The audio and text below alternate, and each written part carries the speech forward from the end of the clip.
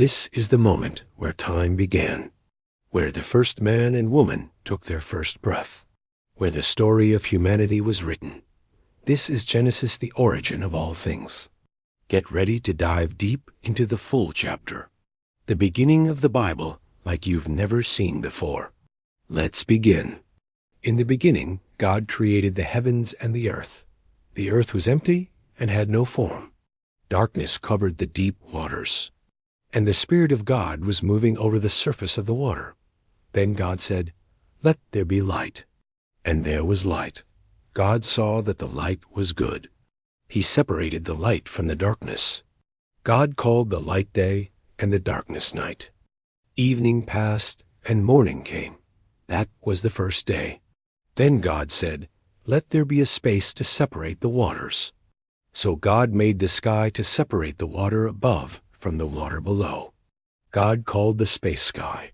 Evening passed and morning came. That was the second day. Then God said, "Let the waters under the sky be gathered into one place, so dry ground can appear." God called the dry ground land, and the gathered water seas. God saw that it was good. Then God said, "Let the land produce plants, seed-bearing plants and trees with fruit."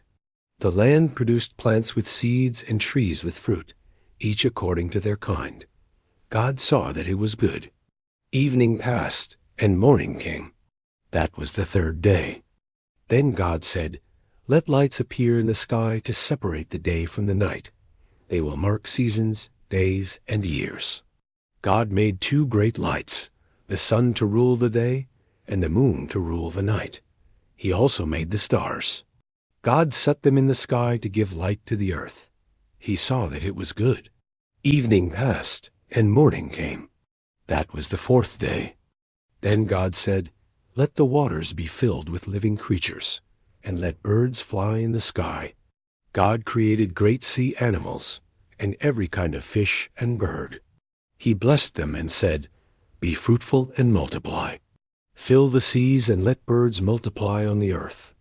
Evening passed and morning came. That was the fifth day. Then God said, "Let the land produce living creatures, livestock, wild animals, and creeping things." God made every kind of land animal, and he saw that it was good. Then God said, "Let us make human beings in our image, to be like us. They will rule over the fish, birds, livestock, and all the earth." So God created man and woman in his own image. God blessed them and said, "Be fruitful and multiply. Fill the earth and govern it. Rule over every living thing that moves on the ground or in the sea or sky." Then God said, "I have given you every seed-bearing plant and fruit tree for food, and I have given every green plant for food to all animals and birds." And it happened just as God said. Then God looked over everything he had made, and it was very good. Evening passed, and morning came. That was the sixth day. The sky, the earth, and all their creatures were finished. On the seventh day, God finished his work and rested. He blessed the seventh day and made it holy. This is the story of how God created the sky and the earth. At first, there were no plants growing on the earth, and no rain had fallen. A mist watered the ground. Then God formed a man from the dust and breathed life into him. God planted a garden in Eden and put the man there to care for it. The garden had every beautiful tree and tree good for food. In the middle of the garden were two special trees, the tree of life and the tree of the knowledge of good and evil. A river flowed through Eden and split into 4 rivers, Pishon, Gihon, Tigris, and Euphrates. God placed the man in the garden to work it and take care of it. God commanded the man, "You may eat fruit from any tree except the tree of the knowledge of good and evil. If you eat from it, you will die." God said, "It is not good for the man to be alone." He made animals and birds and brought them to the man to name. But none was a suitable helper. God caused the man to sleep deeply. He took one of the man's ribs and made a woman from it.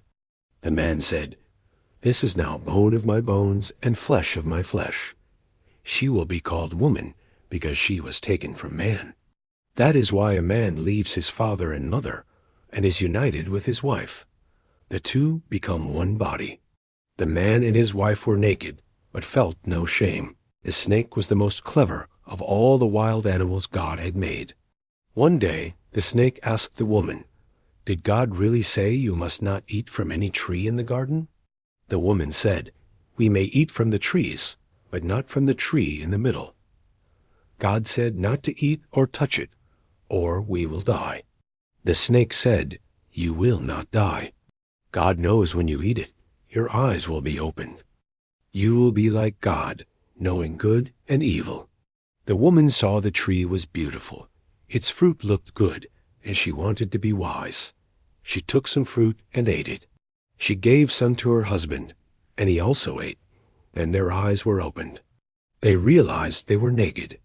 They sewed fig leaves together to cover themselves. They heard God walking in the garden during the cool part of the day. They hid among the trees. God called to the man, "Where are you?" The man said, "I was afraid because I was naked, so I hid." God asked, "Who told you that you were naked? Did you eat from the tree I told you not to eat from?" The man said, "The woman you gave me the fruit, and I ate it." God asked the woman, "What have you done?" She said, "The snake tricked me, and I ate." God said to the snake, "You are cursed above all animals. You will crawl on your belly and eat dust. There will be hatred between you and the woman, and between your offspring and hers. He will crush your head, and you will strike his heel." To the woman God said, "You will have pain in childbirth. You will desire your husband, and he will rule over you. Because you listened to your wife and ate from the tree, to the man God said, 'The ground is cursed. You will work hard for food all your life. It will grow thorns and weeds. You will eat by the sweat of your face until you return to the ground. You are dust, and to dust you will return." The man named his wife Eve, because she would become the mother of all living. God made clothes from animal skins for Adam and Eve. God said, "The man has become like one of us, knowing good and evil. He must not eat from the tree of life and live forever." So God sent them out of the garden to work the ground. He placed angels and a flaming sword on the east side of Eden to guard the tree of life. Adam had relations with his wife Eve, and she became pregnant. She gave birth to a son named Cain and said, "With the Lord's help, I have brought forth a man." Later, she gave birth to Cain's brother Abel. Abel became a shepherd, and Cain became a farmer. One day, Cain brought an offering from his crops to the Lord. Abel brought fat portions from the best of his flock. The Lord accepted Abel and his gift, but he did not accept Cain's. Cain became very angry and sad. Then the Lord said to Cain, "Why are you angry? If you do what is right, you will be accepted. But if you do not, sin is waiting to control you. You must rule over it." Later, Cain said to Abel, "Let's go out to the field." While they were in the field, Cain attacked Abel and killed him. Then the Lord said to Cain, "Where is your brother Abel?" Cain replied, "I don't know. Am I my brother's keeper?" God said, "What have you done?" "Your brother's blood cries out to me from the ground. Now you are cursed from the ground that opened to receive Abel's blood. When you farm, the land will not produce crops for you. You will wander the earth without a home." Cain said to the Lord, "This punishment is more than I can bear. Today you are sending me away from the land and your presence. I will be a restless wanderer, and anyone who finds me will kill me." But the Lord said, "No. If anyone kills Cain, he will be punished 7 times. Then the Lord put a mark on Cain to protect him. Cain went away from the Lord and lived in the land of Nod, east of Eden. Cain had a wife. She became pregnant and gave birth to Enoch. Cain built a city and named it after his son Enoch. Enoch's son was Irad. Irad's son was Mehujael. Mehujael's son was Methuselah. Methuselah's son was Lamech. Lamech married 2 women, Adah and Zillah. Adah gave birth to Jabal, the father of those who live in tents and raise animals. His brother Jubal was the father of all who play the harp and flute. Zillah gave birth to Tubal-Cain, who made tools from bronze and iron. His sister was Naamah. Lamech said to his wives, Adah and Zillah, "Hear my voice. I have killed a man who hurt me. If Cain is punished 7 times, then Lamech will be punished 77 times. Adam and Eve had another son. Eve named him Seth. She said, God has given me another child to replace Abel, whom Cain killed. Seth had a son named Enosh. At that time, people began to pray to the Lord. This is the book of the family line of Adam. When God created people, he made them like himself. He created them male and female. God blessed them and called them man. Adam was 130 years old when he had Seth. Seth looked like Adam and was his son. After Seth was born, Adam lived 800 more years. He had other sons and daughters. Adam lived 930 years. Then he died. Seth was 105 when he had Enosh. After Enosh was born, Seth lived 807 years. He had other sons and daughters. Seth lived 912 years. Then he died. Enosh was 90 when he had Kenan. After Kenan was born, Enosh lived 815 years. He had other sons and daughters. Enosh lived 905 years. Then he died. Kenan was 70 when he had Mahalalel. After Mahalalel was born, Kenan lived 840 years. He had other sons and daughters. Kenan lived 910 years. Then he died. Mahalalel was 65 when he had Jared. After Jared was born, Mahalalel lived 830 years. He had other sons and daughters. Mahalalel lived 895 years. Then he died. Jared was 162 when he had Enoch. After Enoch was born, Jared lived 800 years. He had other sons and daughters. Jared lived 962 years. Then he died. Enoch was 65 when he had Methuselah.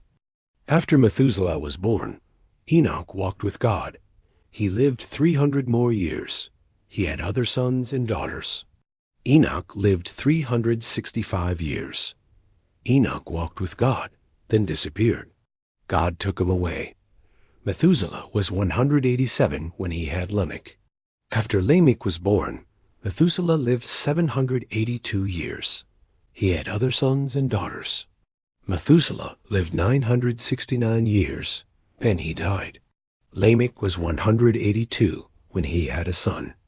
He named him Noah, saying, "This boy will comfort us from our hard work."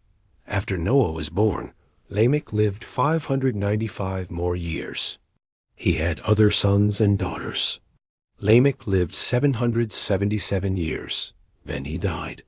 After Noah was 500 years old, he became the father of Shem, Ham, and Japheth. People began to grow in number.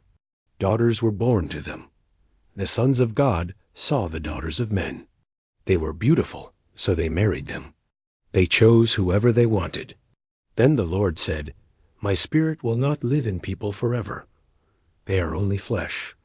They will live only 120 years. There were giants on the earth in those days. And also later, when the sons of God married women. They had children who became heroes of old times, strong and famous men. The Lord saw how evil people had become. Every thought in their heart was evil all the time. The Lord was sorry. He made humans on earth. His heart was filled with pain. So the Lord said, I will destroy all people from the earth. I will destroy animals, birds, and everything that moves. I regret that I made them. But Noah pleased the Lord. This is the family history of Noah. Noah was a good man. He was the most innocent among his people. Noah walked with God. Noah had 3 sons, Shem, Ham, and Japheth. God looked at the earth and saw evil. Everyone on earth was living in sin. God said to Noah, People have filled the earth with violence. I will destroy them and the earth. Build a boat of cypress wood. Make rooms in it and cover it with tar. Make it 450 feet long, 75 feet wide, 45 feet high. Put a window in the boat. Make it 18 inches from the top. Put a door in the side of the boat. Make 3 decks, bottom, middle, and top. I will bring a flood of water on the earth. It will destroy every living thing. Everything on earth will die. But I will make my agreement with you. You and your sons, your wife, and your sons' wives will go into the boat. Bring 2 of every living thing into the boat. Bring 1 male and 1 female. Keep them alive with you. 2 of every kind of bird, animal, and creature that crawls on the ground will come. They will be kept alive. Also take every kind of food to eat. Store it for yourself and the animals. Noah did everything God commanded him. The Lord said to Noah, "Go into the ark with your whole family, because I have seen that you are the only righteous man. Take 7 pairs of every kind of clean animal, a male and its female, and 1 pair of every kind of unclean animal, a male and its female. Take also 7 pairs of every kind of bird, male and female, to keep their kinds alive on the earth. 7 days from now I will send rain on the earth for 40 days and 40 nights. I will wipe from the face of the earth every living creature I have made." Noah did everything the Lord commanded him. He was 600 years old when the floodwaters came on the earth. Noah and his sons, his wife, and his sons' wives entered the ark to escape the waters of the flood. Pairs of clean and unclean animals, birds and all creatures that move along the ground, male and female, came to Noah and entered the ark, as God had commanded Noah. After 7 days, the floodwaters came on the earth. On the 17th day of the 2nd month, all the springs of the great deep burst forth, and the floodgates of the heavens were opened. Rain fell on the earth for 40 days and 40 nights. On that very day, Noah and his family entered the ark, along with every kind of animal. They had with them wild animals, livestock, creatures that move along the ground, and birds. Pairs of all creatures that have the breath of life came to Noah and entered the ark. The animals going in were male and female, just as God had commanded. Then the Lord shut him in. For 40 days the flood kept coming on the earth. As the waters increased, they lifted the ark high above the ground. The waters rose and increased greatly on the earth, and the ark floated on the surface of the water. They rose greatly on the earth, and all the high mountains under the entire sky were covered. The waters rose more than 20 feet above the mountains. Every living thing that moved on land perished, birds, livestock, wild animals, all the creatures that swarm over the earth, and all mankind. Everything on dry land that had breath in its nostrils died. Every living thing on the face of the earth was wiped out. Only Noah and those with him in the ark were left. The waters flooded the earth for 150 days. God remembered Noah and all the wild animals and livestock with him in the ark. He sent a wind over the earth, and the waters began to go down. The springs of the deep and the floodgates of the heavens were closed. The rain stopped falling from the sky. The water receded steadily from the earth. At the end of 150 days, the water had gone down. On the 17th day of the 7th month, the ark came to rest on the mountains of Ararat. The waters continued to recede until the 10th month. On the first day of the 10th month, the tops of the mountains became visible. After 40 more days, Noah opened a window he had made in the ark. He sent out a raven. It kept flying back and forth until the water dried up. Then Noah sent out a dove to see if the water had receded from the surface of the ground. But the dove found nowhere to land, because water still covered the surface. So it returned to Noah in the ark. Noah reached out his hand and took the dove back inside. He waited 7 more days and sent the dove out again. This time the dove returned with a freshly picked olive leaf. So Noah knew the water had gone down. He waited 7 more days and sent the dove out again. But this time it did not return. By the first day of the first month of Noah's 601st year, the water had dried up from the earth. Noah removed the covering from the ark and saw that the surface was dry. By the 27th day of the second month, the earth was completely dry. Then God said to Noah, "Come out of the ark, you and your wife, your sons and their wives.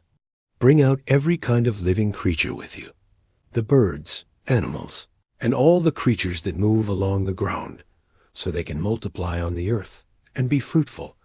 So Noah came out together with his sons, his wife, and his sons' wives. All the animals came out of the ark, by families and kinds. Then Noah built an altar to the Lord. He took some of every kind of clean animal and clean bird and offered burnt offerings on the altar. The Lord smelled the pleasing aroma and said in his heart, "Never again will I curse the ground because of humans, even though every thought of their heart is evil from childhood. Never again will I destroy all living creatures as I have done. As long as the earth continues, planting and harvest, cold and heat, summer and winter, day and night will never stop." God blessed Noah and his sons. He told them to have many children, fill the earth and rule over it. God said all animals will fear humans. Humans have power over every living creature. Everything that moves can be food for humans. But humans must not eat meat with blood. If blood is in the meat, do not eat it. God said life is in the blood. Anyone who sheds human blood will have their blood shed. Humans are made in God's image. God said, "Be fruitful and multiply on the earth." God made a covenant with Noah and his descendants. God promised never to destroy the earth by flood again. God set a rainbow in the clouds. The rainbow is the sign of God's covenant. When the rainbow appears, it reminds God of the promise. Noah and his sons planted a vineyard after the flood. Noah drank wine made from grapes he grew. Noah became drunk and lay uncovered in his tent. Ham, Noah's son, saw his father naked. Ham told his brothers outside. Shem and Japheth respectfully covered their father's nakedness. Noah woke and knew what Ham had done. Noah cursed Ham's son Canaan. Noah blessed Shem and Japheth for their respect. Noah said God would enlarge Japheth's territory. Noah said Shem would be blessed by God. Noah lived 950 years and then died. His sons spread out and repopulated the earth. This is the list of the families of Noah's sons, Shem, Ham, and Japheth, after the flood. They had many children, and their families became the nations of the earth. Japheth's descendants were Gomer, Magog, Madai, Javan, Tubal, Meshech, and Tiras. Gomer's sons were Ashkenaz, Riphath, and Togarmah. Javan's sons were Elisha, Tarshish, Kittim, and Rodanim.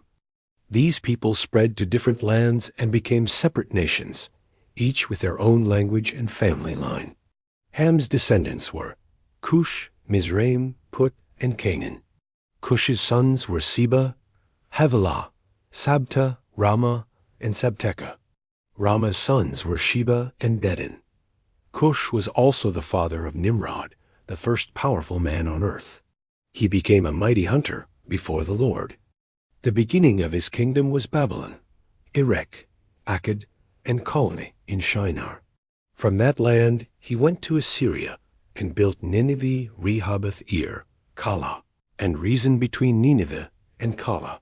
Mizraim was the father of the people of Lud, Anam, Lehab, Naphtu, Pathros, Kazlu, and Kaphtor. Canaan's descendants were Sidon and Het. He was also the ancestor of the Jebusites, Amorites, Girgashites, Hivites, Arkites, Sinites, Arvadites, Zemarites, and Hamathites.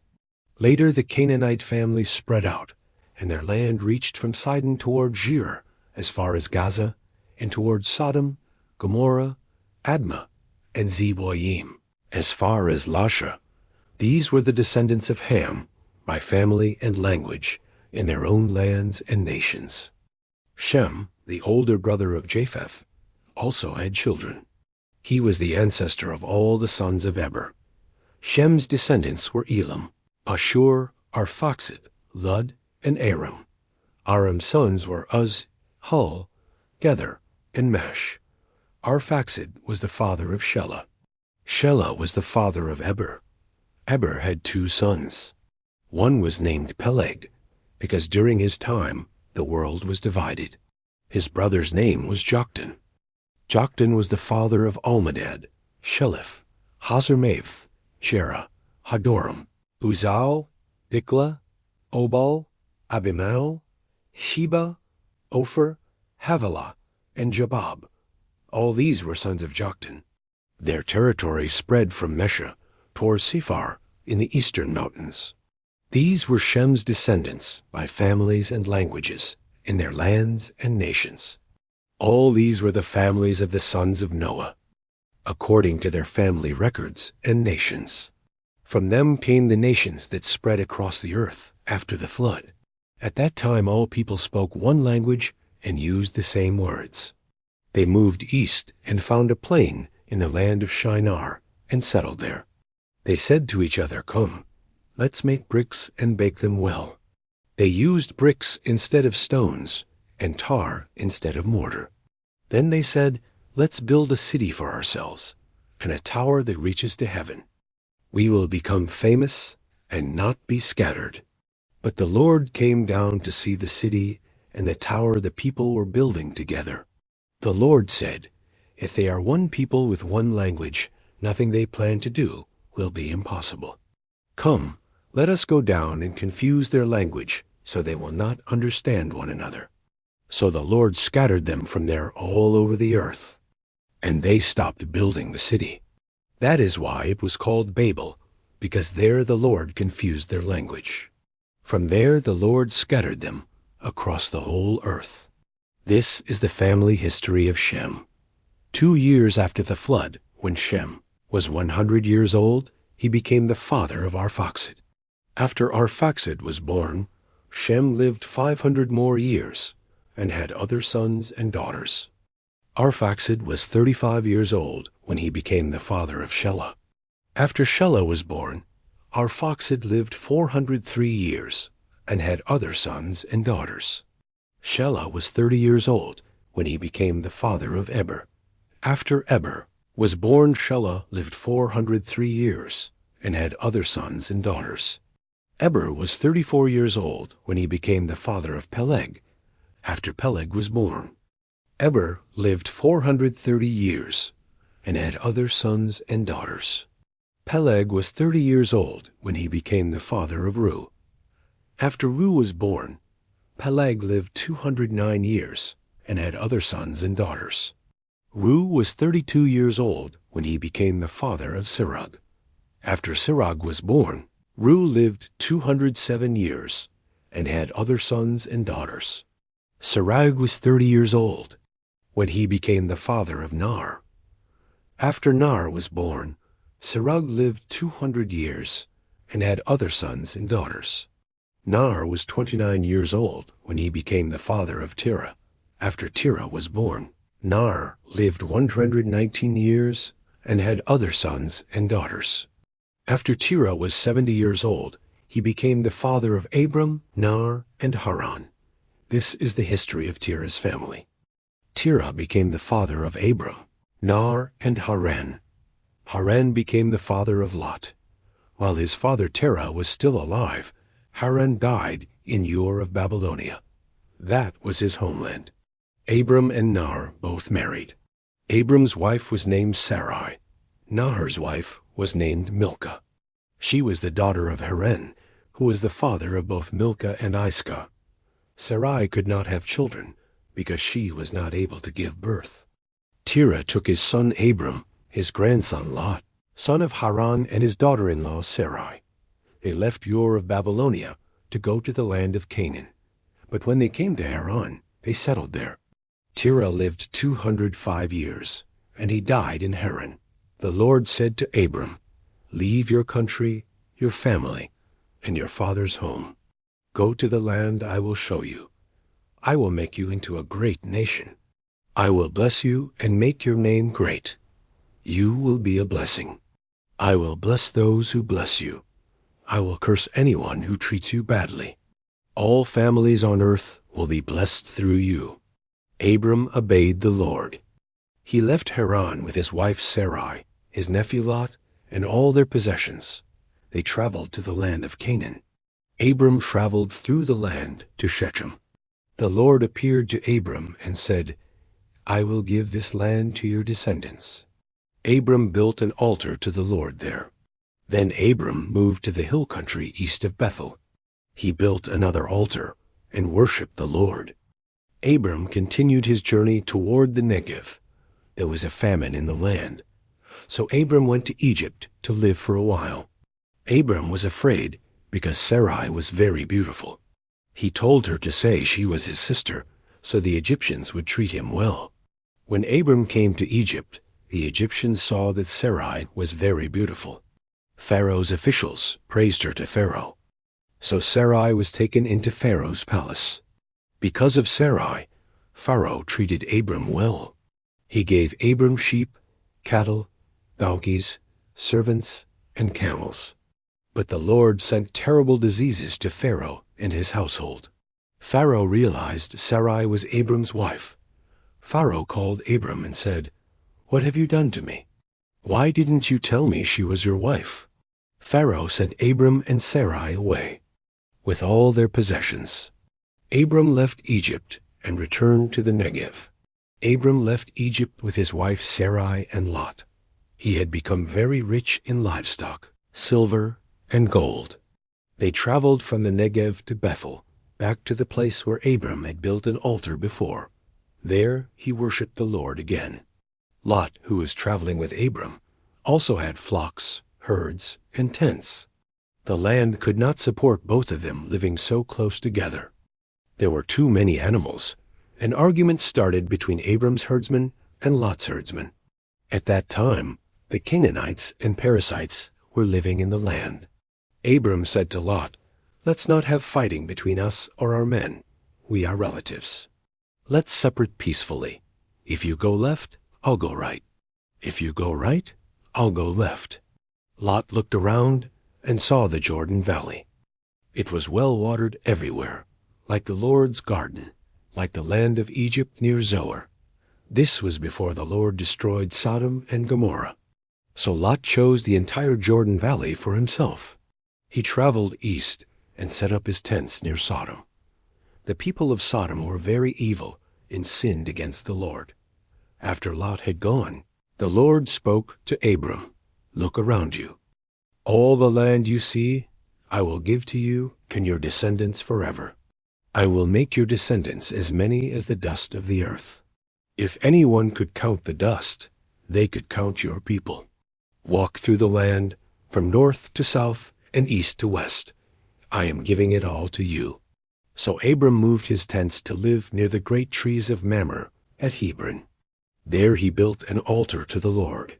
During the time of Amraphel king of Shinar, Arioch king of Elasar, Kedorlaomer king of Elam, and Tidal king of Goyim, these kings made war against Bera king of Sodom, Birsha king of Gomorrah, Shinab king of Admah, Shimber king of Zeboim, and the king of Bela, also called Zoar.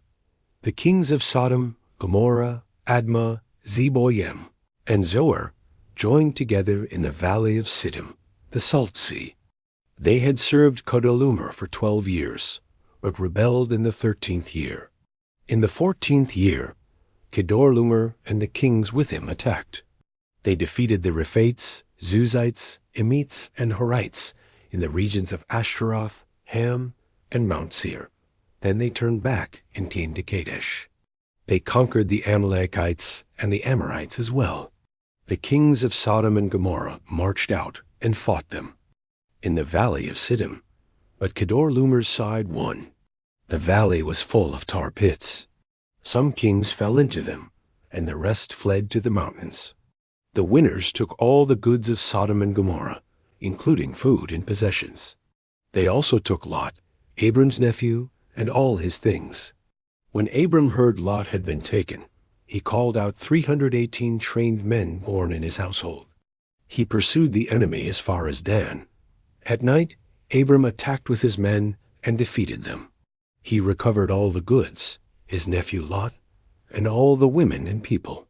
On his return, Melchizedek, king of Salem, met him. Melchizedek was a priest of God Most High. He brought bread and wine and blessed Abram. Melchizedek said, "Blessed be Abram by God Most High, creator of heaven and earth. And blessed be God Most High, who gave your enemies into your hands." Abram gave Melchizedek 1/10 of everything. Then the king of Sodom said to Abram, "Give me the people. Keep the goods for yourself." But Abram replied, "I have sworn to God Most High that I will take nothing from you, not even a thread or a sandal strap. Then you cannot say, 'I made Abram rich.' I will accept only what my men have eaten, and the share that belongs to Aner, Eshcol, and Mamre." After these things, the word of the Lord came to Abram in a vision. God said, "Do not be afraid, Abram. I am your shield. Your reward will be very great." But Abram said, "Lord God, what can you give me, since I remain childless? Eliezer of Damascus will inherit my house."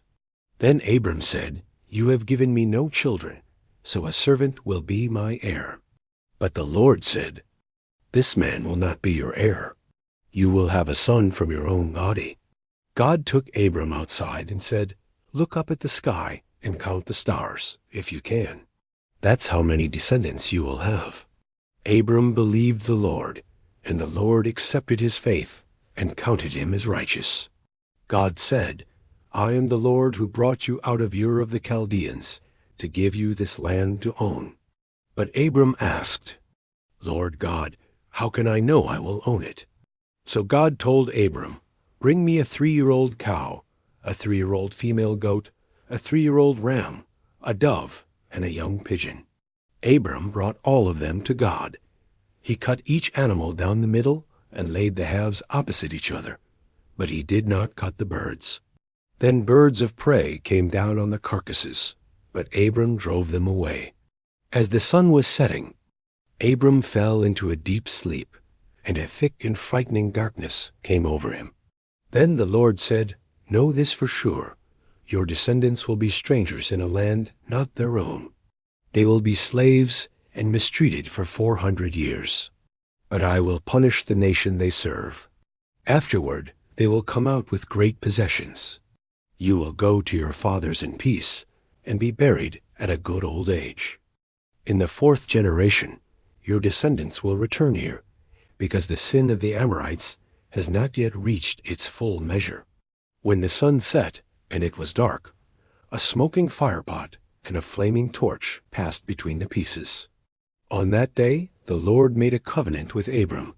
God said, "I give this land to your descendants, from the river of Egypt to the great river, the Euphrates. This land includes the Kenites, Kenizzites, Cadmonites, Hittites, Perizzites, Rephates, Amorites, Canaanites, Girgashites, and Jebusites." Sarai, Abram's wife, had not been able to have children. She had an Egyptian servant named Hagar. Sarai said to Abram, "The Lord has kept me from having children. Go to my servant. Maybe I can have children through her." Abram agreed. Sarai gave Hagar to Abram as his wife. Abram had a child with Hagar. When Hagar knew she was pregnant, she looked down on Sarai. Sarai became very upset. She blamed Abram and said, "I gave my servant to you. Now she treats me with disrespect." Abram told Sarai, "Your servant is in your hands. Do whatever you think best." So Sarai treated Hagar badly, and Hagar ran away. The angel of the Lord found Hagar near a spring in the desert. The angel asked, "Hagar, servant of Sarai, where have you come from? Where are you going?" Hagar answered, "I am running away from my mistress Sarai." The angel said, "Go back to Sarai and submit to her." The angel told Hagar, I will give you many descendants. Your child will be a wild man, living in conflict with everyone. Hagar gave birth to Abram's son. Abram named him Ishmael. God was with Ishmael as he grew up. He lived in the desert and became an archer. Ishmael's mother arranged a wife for him from Egypt. When Abram was 99 years old, the Lord appeared to him and said, I am God Almighty. Walk before me and be blameless. I will make my covenant between me and you. I will make you the father of many nations. Your name will no longer be Abram. Your new name will be Abraham. You will be the father of many nations. I will bless you greatly. I will make nations come from you. Kings will come from your descendants. I will keep my covenant between me and you. I will give you and your descendants the land where you live. This will be an everlasting possession. God said, My covenant is with you and your descendants after you. You must obey my covenant. Every male among you must be circumcised. This will be a sign of the covenant between me and you. When a boy is 8 days old, he must be circumcised. Any male who is not circumcised will be cut off from the people. He has broken my covenant. Abraham was 99 years old when he was circumcised. His son Ishmael was 13 years old when he was circumcised. God said to Abraham, Your wife Sarah will have a son. You will name him Isaac. I will make a covenant with Isaac. His descendants will be your descendants. God promised to bless Sarah, even though she was very old. She would have a son. Abraham laughed at the idea. He wondered how a child could be born when he was so old. God said to Abraham, Is anything too hard for me? I will return at the same time next year. Sarah will have a son. Sarah was listening from the tent. She laughed quietly to herself. God asked Abraham, Why did Sarah laugh? Is anything too hard for the Lord? Sarah denied laughing because she was afraid. But God said, Yes, you laughed. God promised to bless Isaac and his descendants. He will establish his covenant with them. Abraham obeyed God. He circumcised himself, his son Ishmael, and every male in his household. God was with Abraham and kept his promises. The Lord appeared to Abraham near the great trees of Mamre. Abraham was sitting at the entrance to his tent in the heat of the day. He looked up and saw 3 men standing nearby in the distance. When he saw them, he hurried to meet them and bowed low to the ground. He said, If I have found favor in your eyes, do not pass your servant by. Let a little water be brought, and you may all wash your feet and rest under this tree. Let me get you something to eat to refresh you before you go on your way.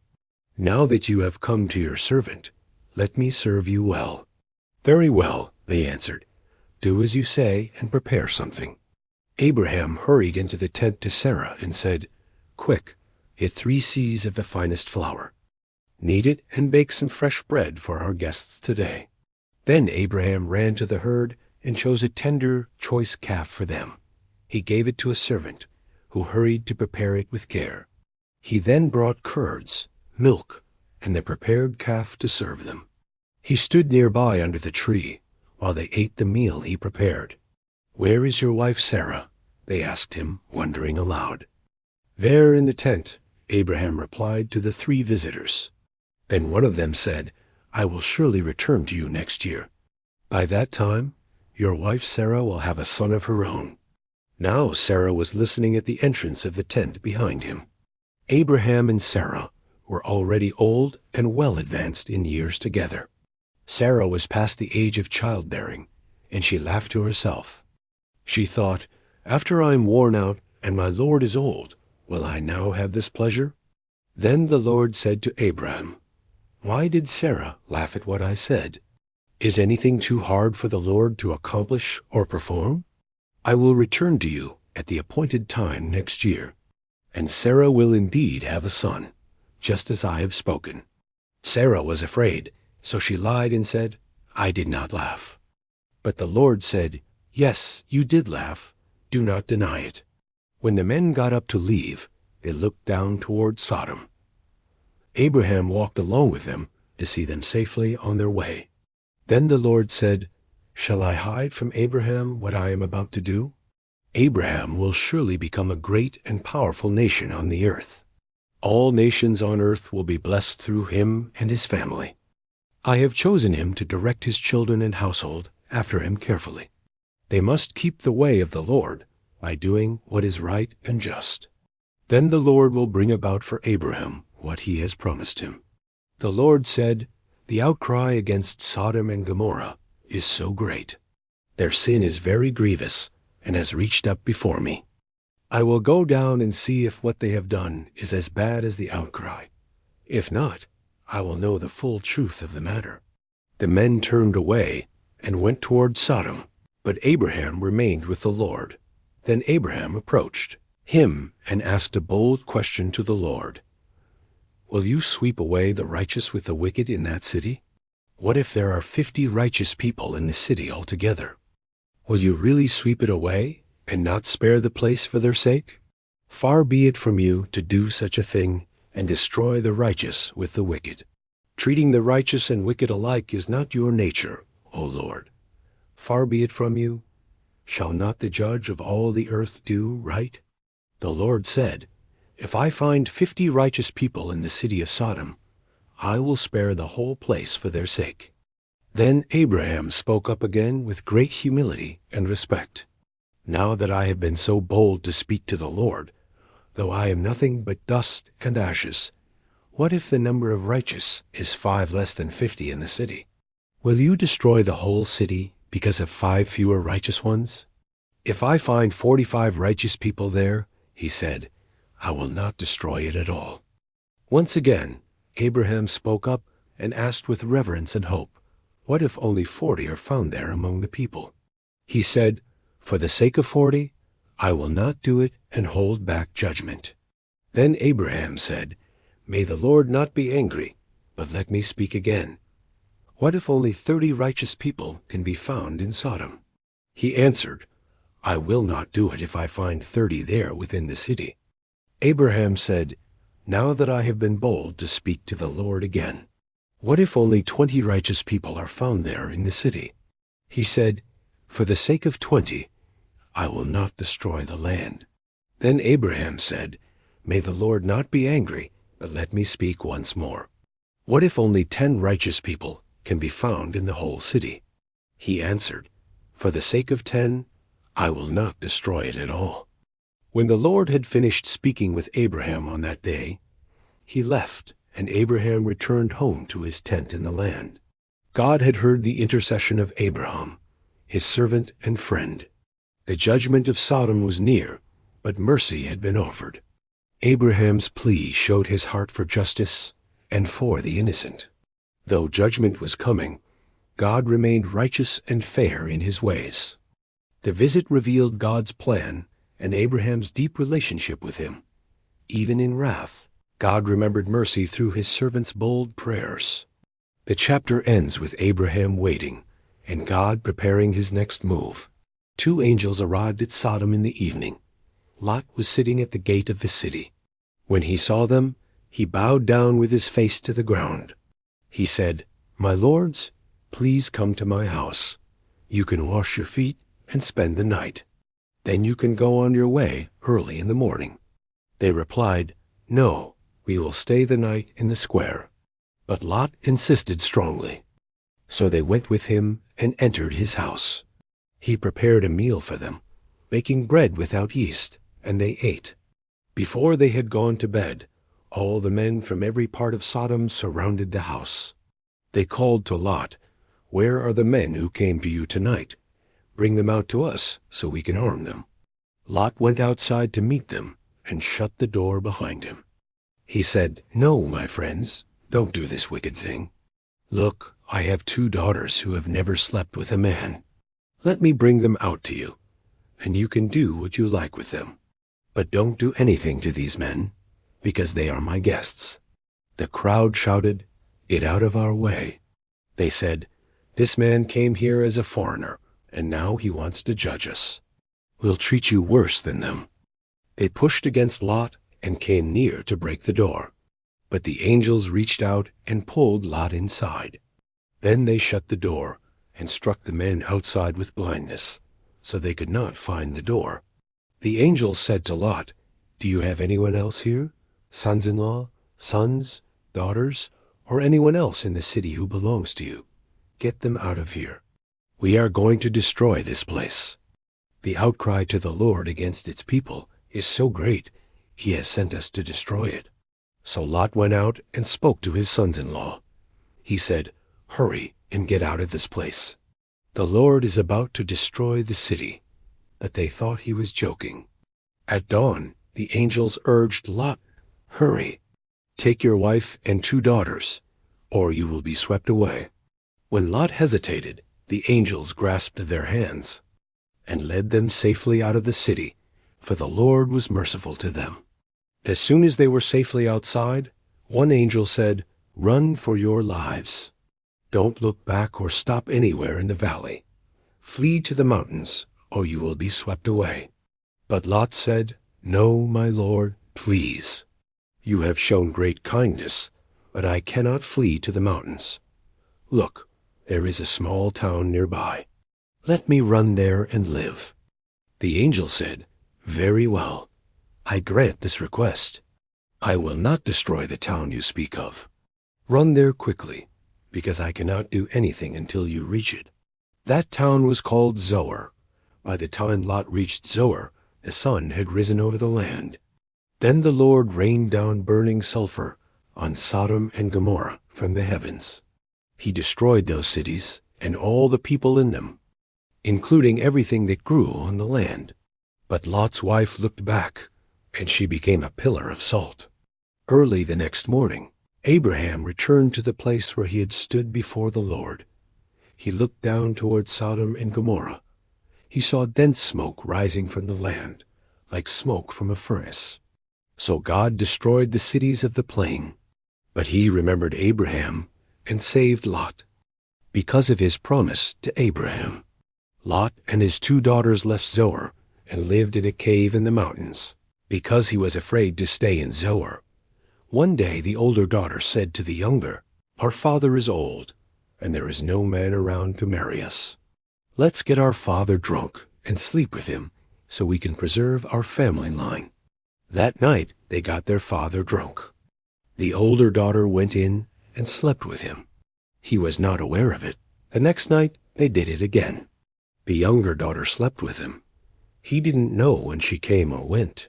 Both daughters became pregnant by their father. The older daughter had a son named Moab. He became the ancestor of the Moabites. The younger daughter had a son named Ben-Ammi. He became the ancestor of the Ammonites. Abraham moved to the Negev region. He stayed between Kadesh and Shur. Then he settled in Gerar. There, Abraham said Sarah was his sister.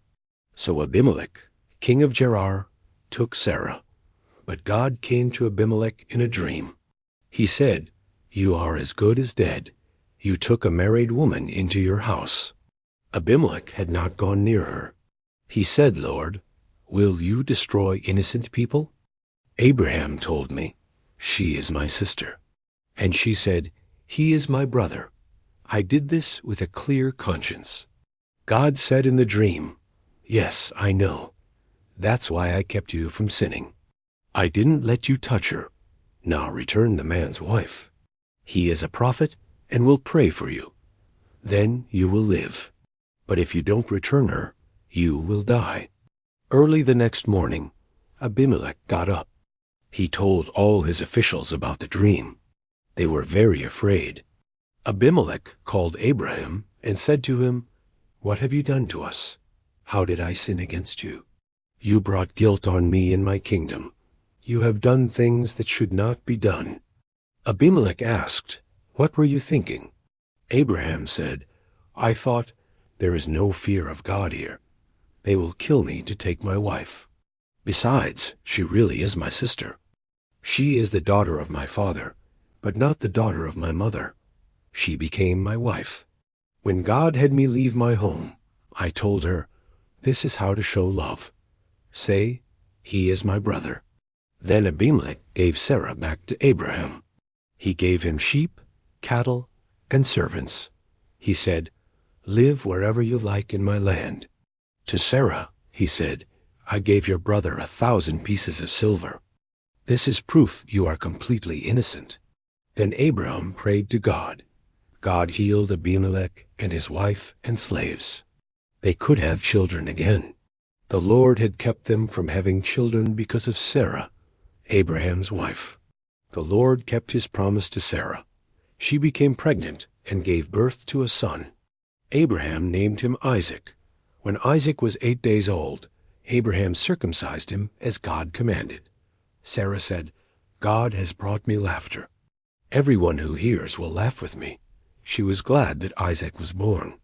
Abraham held a big celebration on the day Isaac was weaned. Sarah saw Ishmael laughing with Isaac. She asked Abraham to send Hagar and Ishmael away. She did not want Ishmael to share inheritance with Isaac. Abraham was upset, but God told him, "Listen to Sarah. Do what she says." God said, "Isaac will be the one to carry Abraham's family line." Early the next morning, Abraham gave Hagar food and water and sent her and Ishmael away. Hagar and Ishmael wandered in the desert. When their water ran out, Hagar was afraid. She left Ishmael under a bush and went to pray. God heard Ishmael crying. An angel told Hagar to return to him. God promised to make Ishmael a great nation. God opened Hagar's eyes. She saw a well of water. She filled their water container and saved Ishmael. Ishmael grew up in the desert. He became an expert with the bow and arrow. He lived in the land of Paran. Abraham made a treaty with Abimelech. They promised peace between their families. Abraham gave Abimelech sheep and cattle. They made an agreement by a well. Abraham called it Beersheba. Abimelech and his officials left after making the treaty. That same day, Abraham planted a tamarisk tree and called on the name of the Lord. Abraham lived many years in the land of the Philistines. God tested Abraham. He said, "Abraham, Abraham." Abraham answered, "Here I am." God said, "Take your son Isaac, your only son, and go to the land of Moriah. Offer him there as a burnt offering." Early the next morning, Abraham got up and prepared to go. He took 2 servants and Isaac with him. He cut wood for the burnt offering. They traveled for 3 days. On the 3rd day, Abraham saw the place. Abraham told the servants, "Wait here with the donkey. Isaac and I will go to worship. We will come back to you." Abraham took the wood and carried it. Isaac carried the fire and the knife. Isaac asked Abraham, "Where is the lamb for the offering?" Abraham answered, "God will provide the lamb for the offering." They reached the place God told Abraham about. Abraham built an altar there. He arranged the wood on the altar. Abraham tied up Isaac and placed him on the altar. He raised the knife to kill his son. An angel of the Lord called to Abraham, "Stop, do not hurt the boy." Abraham looked up and saw a ram caught by its horns in a nearby bush. Abraham took the ram and offered it as a burnt offering instead of his son. Abraham named that place, "The Lord will provide." The angel of the Lord called again, "Because you obeyed me, I will bless you greatly. Your descendants will be as many as the stars. They will take possession of the cities of their enemies. Through your descendants, all nations on earth will be blessed." Abraham returned to his servants, and they went home together. Sarah lived for 127 years. She died in Kiriath Arba, in Canaan. This place is now called Hebron. Abraham mourned and wept beside her body. Then Abraham stood up from his mourning. He went to speak with the Hittites. "I am a foreigner among you," he said. "Sell me some land for a tomb. I want to bury my dead wife." The Hittites replied to Abraham, "Hear us, my lord and prince. You are honored among us by God. Choose the best tomb from our land. No one will deny you his grave." Abraham bowed down before the Hittites. He said to them respectfully, If you are truly willing to help, please ask Ephron son of Zohar. Let him sell me his cave. It is the cave of Machpelah. It is at the end of his field. Let him sell it to me fully. I will pay the full price. I will use it to bury Sarah." Ephron the Hittite was sitting there. He answered Abraham in front of all, "No, my lord, listen to me, please. I will give you the field freely. I will give the cave within it. I give it to you before witnesses. Go and bury your dead wife." Abraham again bowed before the Hittites. He spoke again to Ephron clearly. "Please listen to me this time. I will pay the full price. Accept the payment for your field. Then I will bury my wife there." Ephron replied to Abraham, "My lord, listen to me, please. The land is worth 400 shekels. But what is that between friends? Go ahead and bury your dead." Abraham agreed to Ephron's terms. He weighed out the silver carefully. 400 shekels of silver were given. He gave it to Ephron publicly. The transaction was witnessed by the Hittites. So the field of Ephron in Machpelah, near Mamre, became Abraham's property. This included the field and the cave. It also included all surrounding trees. Everything was legally transferred to Abraham. It was witnessed by the Hittites that day. After the purchase was complete, Abraham buried Sarah in the cave. It was the field of Machpelah. It was near Mamre, also called Hebron. That land became his family burial site. This was the first land Abraham owned. Abraham was very old and blessed. He called his senior servant. The servant managed all Abraham owned. Abraham made him swear an oath. "Do not get wife for Isaac from Canaanite daughters nearby. Go to my country and relatives. Find wife for my son Isaac." The servant asked, "What if she refuses?" Abraham said, "The Lord will guide you. Do not bring Isaac back there." The servant took 10 camels loaded. He traveled to Nahor's town. He stopped near a well at evening. He prayed, "Lord God of Abraham, please make my journey successful today. Let the woman I ask water also offer to water my camels. Let her be the chosen wife." Rebekah came with a jar on shoulder.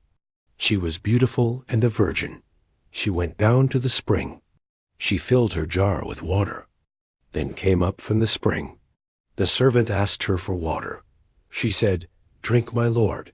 She gave him a drink quickly. She watered all the camels too. The servant watched quietly.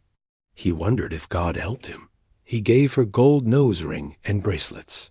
He asked, "Whose daughter are you?" She said, "I am Bethuel's daughter." She said, "There is room to stay." The servant bowed down and worshipped God. He praised the Lord God. He said God showed kindness. Rebekah ran home to tell family. Her brother Laban heard everything. He met the servant outside. He said, "Come blessed by the Lord." The servant told a story. He spoke of Abraham's wealth. He said Sarah bore Isaac in old age. He explained the oath Abraham made. He asked permission to marry Rebekah. Laban and Bethuel agreed quickly. They said, "This is from the Lord." Rebekah said, "I will go." They blessed her and sent her away. Rebekah and the servant traveled to Isaac. Isaac was living in the Negev. He came from Beer Lahai Roa. He went out to meditate in the field. He saw camels approaching. Rebekah saw Isaac and veiled herself. She asked servant, "Who is that?" The servant said, "He is my master." The servant told Isaac everything. Isaac brought Rebekah into the tent. He married her and loved her. Isaac was comforted after Sarah's death. Abraham took another wife named Keturah. Keturah gave birth to 6 sons. Their names were Zimran, Jokshan, Medan, Midian, Ishbak, and Shuah. Jokshan fathered Sheba and Dedan. Dedan's descendants were the Asherites, Letishites, and Lumites. Midian had 5 sons, Ephah, Epher, Hanok, Abida, and Eldah. These were all children of Keturah. Abraham gave gifts to Keturah's sons. He sent them eastward, far from Isaac. Isaac received everything Abram owned. Abraham lived 175 years. He died after a long, full life. He was buried in the cave at Machpelah. Isaac and Ishmael buried him together. This was the field Abraham bought from Ephron. It was also the burial site of Sarah. After Abraham's death, God blessed Isaac. Isaac settled near Beer Lahai Aroi. These are the descendants of Ishmael. Hagar, Sarah's servant, bore Ishmael to Abraham. Ishmael's sons were 12 tribal rulers. Their names were Nebaioth, Kedar, Adbeel, and Mibsam, Mishma, Duma, Massa, Hadid, and Tema, Jeter, Naphish, and Kedema. They settled across the land from Havilah to Shur. They lived near Egypt, toward Assyria. They lived in hostility with all their relatives. Ishmael lived 137 years. He died and was gathered to his people. This is the account of Isaac's family line. Isaac was 40 when he married Rebekah. She was the daughter of Bethuel from Paddan Aram. She was sister to Laban the Aramean. Rebekah couldn't have children, so Isaac prayed. The Lord answered, and she became pregnant. The babies struggled together inside her womb. She asked God why this was happening. The Lord said, 2 nations are within you. 2 peoples will be separated from your body. One will be stronger than the other. The older will serve the younger. When it was time to give birth, she had twin boys in her womb. Esau came out first, red and hairy. They named him Esau. Jacob followed, grasping Esau's heel. Isaac was 60 when they were born. The boys grew, and each was different. Esau became a skillful hunter and outdoorsman. Jacob stayed near home and was quiet. Isaac loved Esau, who brought him wild game. Rebekah loved Jacob more than Esau. One day, Esau came in from hunting. He was hungry and asked for stew. Jacob said, "Sell your birthright for the food." Esau agreed and ate the lentil stew. He despised his birthright and gave it up. Later, Isaac became old and blind. He told Esau to hunt for him. He wanted to bless Esau before dying. Rebekah heard and made a plan. She told Jacob to bring 2 goats. She prepared food Isaac would love. Jacob dressed in Esau's clothes and goatskin. He brought the food to Isaac himself. Isaac was unsure, but he was fooled. He ate, then blessed Jacob instead of Esau. Soon after, Esau returned from the hunt. He prepared food and went to Isaac. Isaac trembled when he realized the truth. Esau cried out and begged for a blessing. Isaac gave him a lesser blessing. Esau was furious and wept bitterly. Esau planned to kill Jacob after Isaac died. Rebekah told Jacob to run away. She sent him to her brother Laban. Esau then married 2 Hittite women. Their names were Judith and Basemath.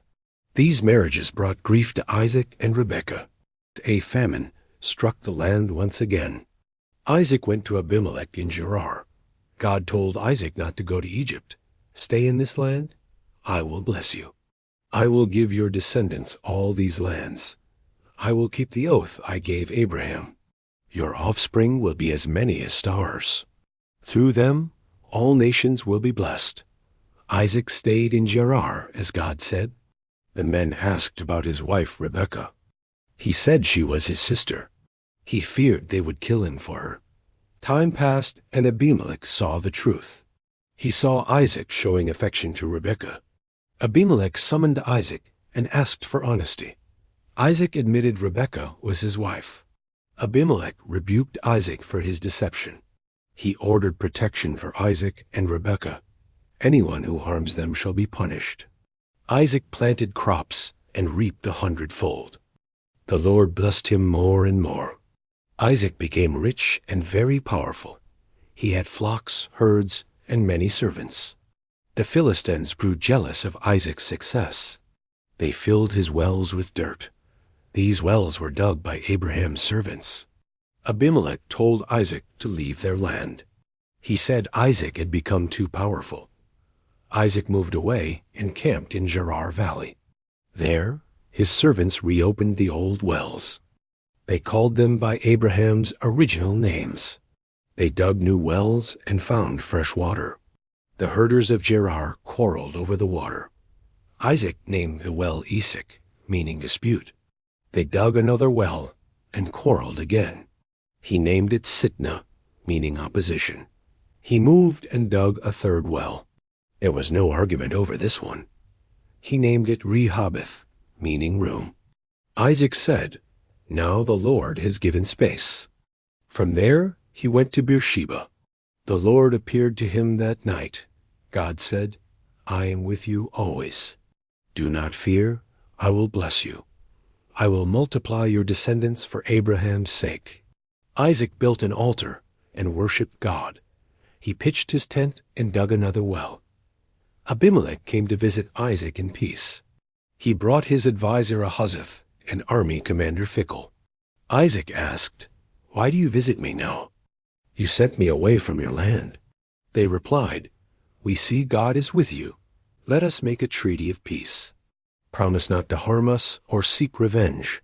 We did not hurt you when you stayed. We only sent you away in peace." Isaac prepared a feast for his visitors. They ate, drank, and spent the night.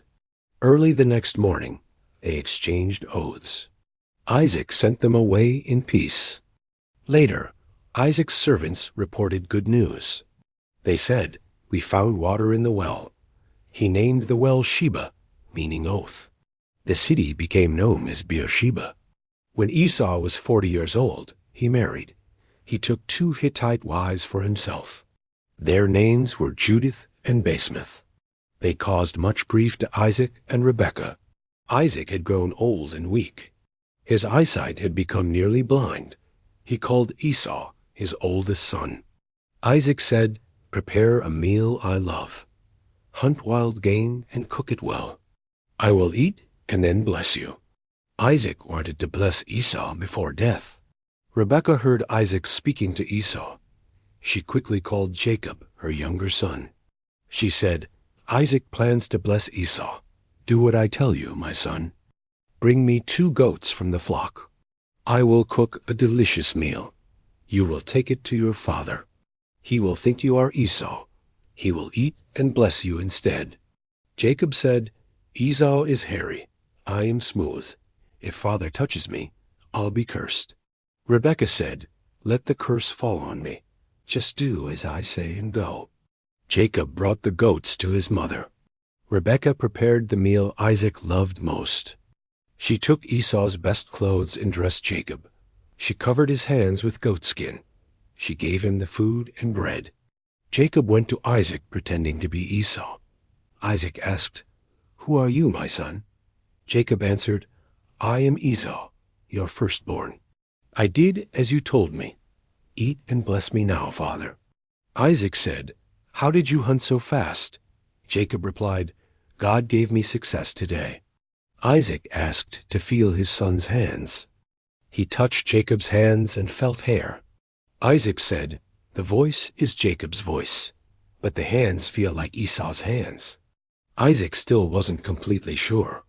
He asked again, "Are you really Esau?" Jacob answered again, "Yes, I am Esau." Isaac ate the food Jacob brought. He drank wine and asked for a kiss. Jacob kissed him, and Isaac smelled his clothes. The smell convinced Isaac this was Esau. Isaac blessed Jacob with a powerful blessing. He said, "May God give you heaven's dew. May the earth provide grain and wine. May nations serve you and people bow down. Be Lord over your brothers and kin. Cursed be those who curse you. Blessed be those who bless you." As soon as Jacob left, Esau returned. He had hunted and prepared a meal. Esau went to Isaac and said, "Eat. Get up, father, and give your blessing." Isaac trembled violently when he heard Esau. He asked, "Who just brought me food earlier?" "I already ate and gave my blessing." "That blessing is final and will stand." Esau cried out with great sorrow. He begged Isaac to bless him too. Isaac said, "Your brother has taken your blessing." Esau said, "Jacob has cheated me twice. First my birthright, now my blessing is gone." Esau asked, "Do you have any blessing left?" Isaac said, "I gave Jacob everything already. I made him master over his brothers. I gave him grain and new wine. What can I give to you now?" Esau continued pleading for a blessing. He wept loudly in front of Isaac. Isaac gave Esau a secondary blessing. He said, "You'll live away from rich lands. You'll live by your sword and struggle. You'll serve your brother for a time. Eventually, you'll break his yoke from you." Esau hated Jacob for stealing the blessing. He planned to kill Jacob after Isaac died. He said, "I'll wait until father dies." Rebekah heard what Esau was planning. She quickly warned Jacob to run away. She said, "Flee to your uncle Laban's home. Stay there until Esau calms down again. I'll send for you when it's safe." Rebekah said, "I can't lose both sons." Rebekah also spoke to Isaac about marriage. She said, "I'm sick of Hittite wives. If Jacob marries one, life won't be worth it." Isaac called Jacob and blessed him again. He commanded Jacob not to marry Canaanite women. "Go to Paddan Aram, to your mother's family. Find a wife from Laban's daughters there. May God bless you and give descendants. May you become a great assembly of people. May he give Abraham's blessing to you. This land will belong to your offspring." Isaac sent Jacob to Paddan Aram quickly. Jacob traveled toward Laban, Rebekah's brother, in Mesopotamia.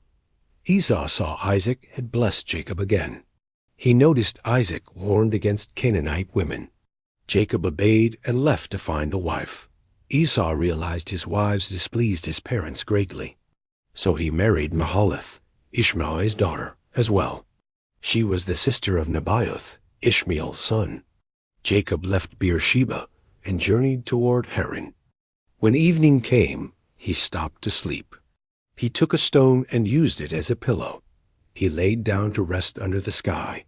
While sleeping, Jacob had a divine dream. He saw a ladder standing on the earth. Its top reached all the way to heaven.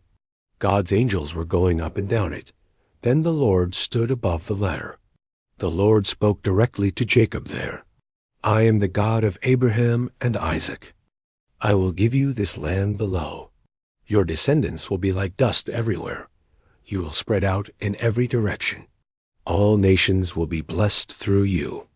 I am with you and will protect. Wherever you go, I will guide you.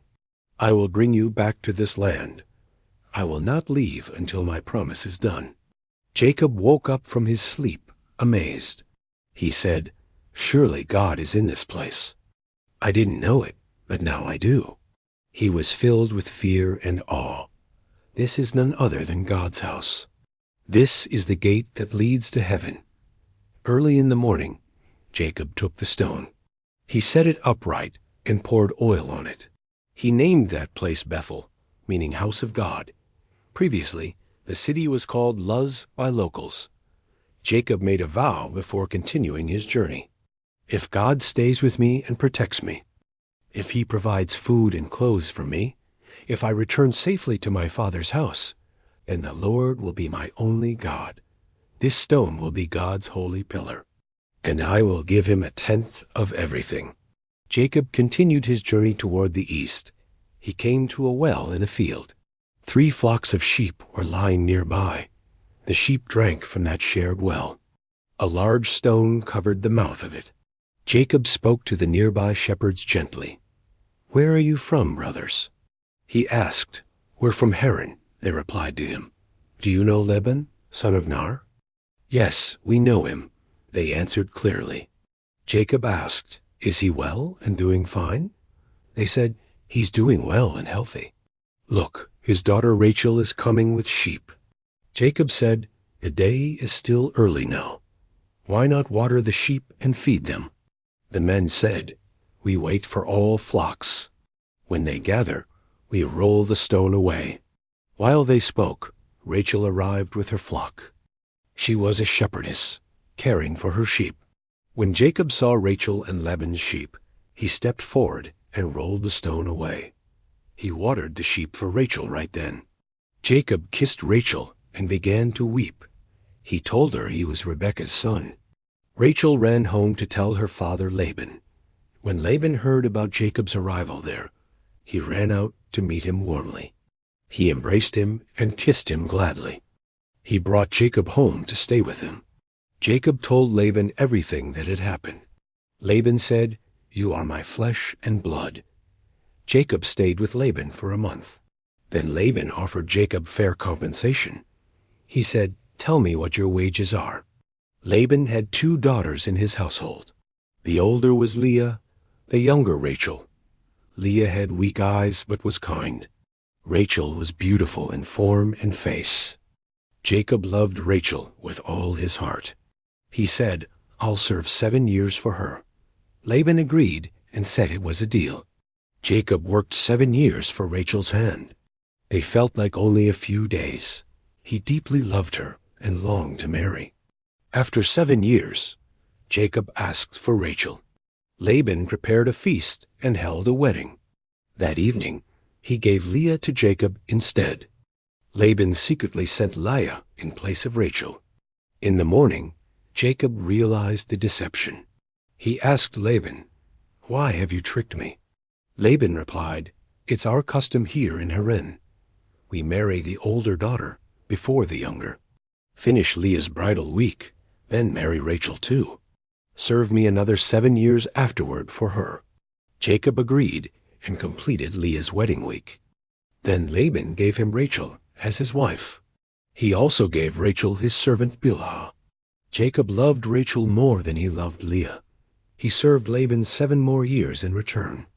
The Lord saw Leah was unloved by Jacob. He opened her womb while Rachel remained barren. Leah gave birth to her first son. She named him Reuben, saying, "God saw me." She conceived again and bore a second son. She named him Simeon, "God has heard me." She had a third son and named him Levi. She said, "Now my husband will feel attached." Then she gave birth to her fourth son. She named him Judah and praised the Lord. After that, she stopped bearing children for now. Rachel saw she bore Jacob no children. She became jealous of her sister Leah. Rachel said, "Give me children, or I die." Jacob became angry with Rachel and said, "Am I in God's place, not giving children?" Rachel gave her servant Bilhah to Jacob. She said, "Sleep with her and build a family." Bilhah conceived and gave birth to a son. Rachel named him Dan, meaning God has judged. Bilhah conceived again and bore another son. Rachel named him Naphtali, meaning my struggle. Leah saw she had stopped bearing children. She gave Zilpah, her servant, to Jacob. Zilpah bore a son, and Leah named him Gad. She said, "What good fortune has come now?" Zilpah bore another son for Jacob later. Leah named him Asher, saying, "Women will call me blessed." During a wheat harvest, Reuben found some mandrakes. He brought them to his mother Leah. Rachel asked Leah, "Give me some mandrakes." Leah replied, "Wasn't it enough you took my husband? Now you want my son's mandrakes too?" Rachel offered a trade and made a deal. Jacob could sleep with Leah that evening. Rachel would receive the mandrakes from Leah. When Jacob came in from the fields, Leah went to meet him directly. She said, "I have hired you tonight." She lay with Jacob that very night. God listened to Leah, and she conceived. She bore Jacob a fifth son afterward. She named him Issachar, meaning reward or wages. Leah conceived again and had a sixth son. She named him Zebulun, meaning honor or dwelling. Later, Leah bore a daughter named Dinah. Then God remembered Rachel and heard her cries. He opened her womb and blessed her. She became pregnant and gave birth to Joseph. She said, "God has taken away my shame." She prayed, "May the Lord give me another." After Joseph's birth, Jacob spoke to Laban. He said, "Let me return to my home. Give me my wives and children to leave." I've served you faithfully all these years." Laban said, "I've learned the Lord blessed me. Name your wages, and I will pay them." Jacob replied, "You know how I've served you. Your livestock increased because of my care. Before I came, you had little wealth. The Lord blessed everything under my hand. But now I must provide for my household." Laban asked, "What shall I give to you?" Jacob said, "Don't give me anything at all. Let me go through your flocks today. I'll remove all speckled and spotted animals. Every dark lamb and speckled goat is mine. This will be my honest wage with you. If you find any unmarked sheep with me, you'll know I've been dishonest in your sight." Laban agreed to Jacob's proposal immediately. That day he separated all marked animals. He gave them to his sons to watch. He kept them far from Jacob's flocks. Jacob stayed and cared for Laban's remaining flocks. He placed fresh-cut branches near the watering troughs. When strong animals mated, they faced the branches. They bore young that were streaked and speckled. Jacob only used this method with strong animals. He didn't breed the weak with those branches. The weaker ones went to Laban's portion. The stronger, healthier animals became Jacob's own. Jacob grew exceedingly rich and prosperous over time. He had large flocks, servants, camels, and donkeys. Jacob heard Laban's sons were upset. They accused him of stealing their father's wealth. Laban's attitude toward Jacob had changed suddenly. Then God told Jacob to return home. Jacob obeyed and called Rachel and Leah. He explained how Laban had cheated him. God protected him despite all Laban's tricks. Jacob said God revealed his plan in dreams. He saw flocks bearing streaked and spotted young. An angel confirmed God's blessing on Jacob's work. Jacob said God told him to go. Rachel and Leah agreed to leave their father. They said Laban treated them like strangers. They left with their children and livestock quietly. Rachel secretly took her father's household idols. Jacob didn't tell Laban he was leaving. They crossed the Euphrates, heading toward Gilead. Laban found out 3 days after Jacob fled. He chased Jacob and caught him in Gilead. God warned Laban in a dream that night. He told Laban not to harm Jacob. Laban asked Jacob why he ran away. He demanded his idols back from Jacob's camp. Jacob allowed him to search every tent. Rachel hid the idols beneath her saddle. She pretended she couldn't rise due to illness. Laban searched but couldn't find his stolen idols. Jacob became angry and confronted Laban strongly. He reminded Laban of 20 years of service. Jacob said he suffered heat and cold. He never took anything that wasn't earned. Jacob reminded Laban God had seen his hardship.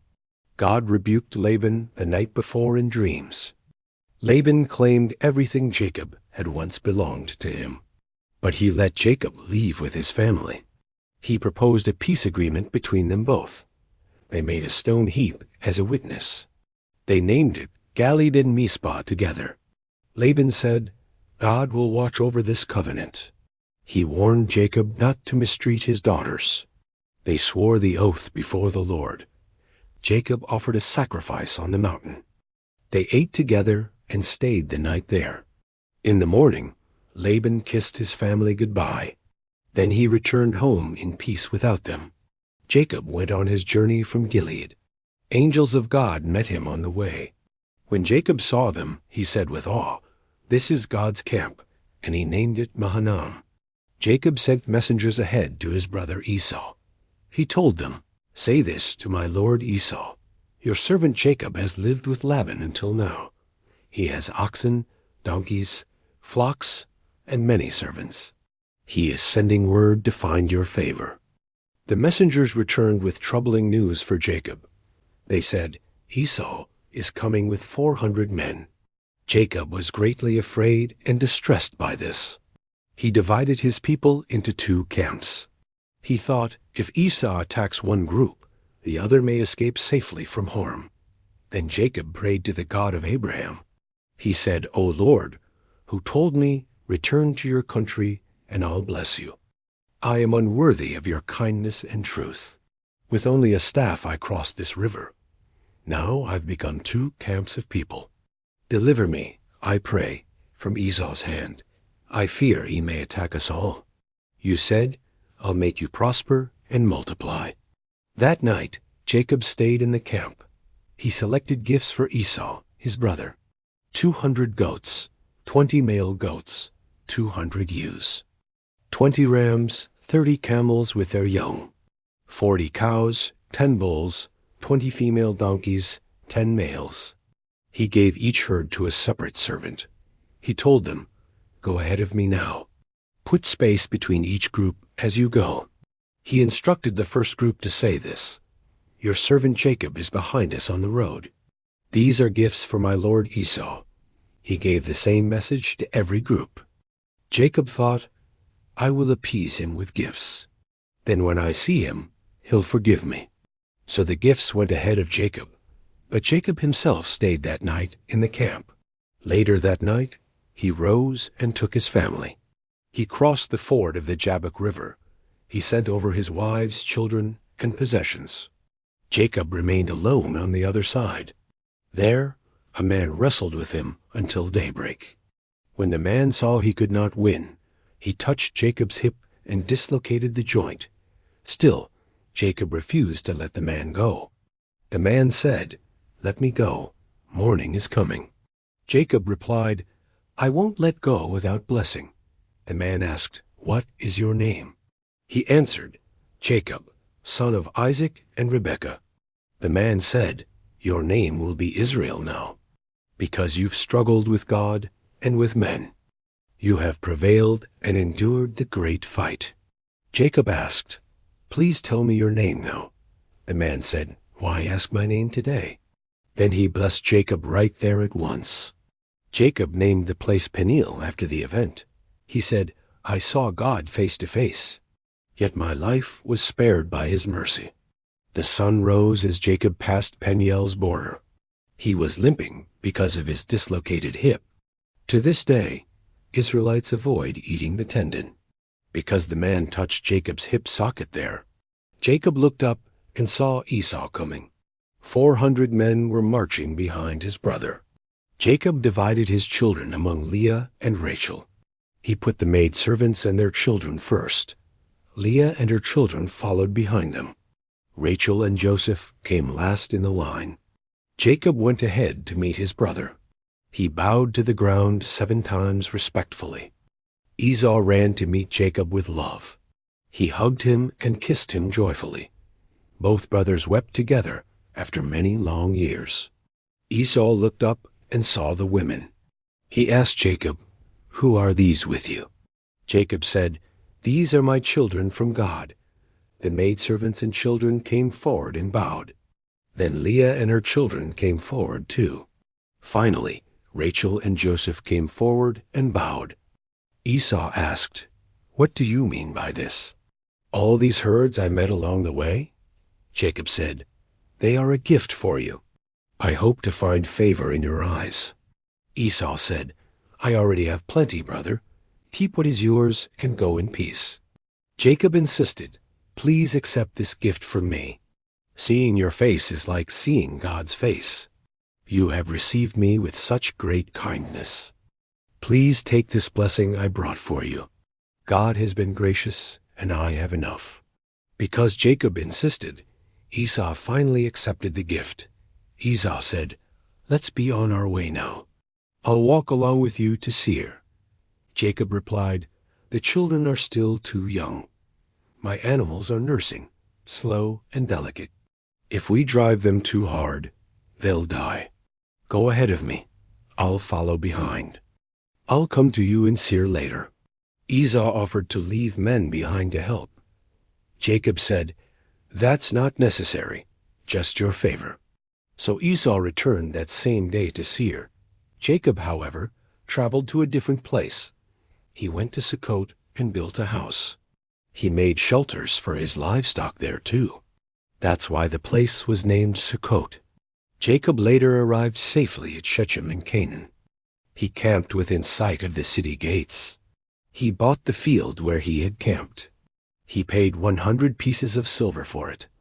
The land was purchased from Hammer's sons in Shechem. Jacob set up an altar on the land. He called it El Elohe Israel.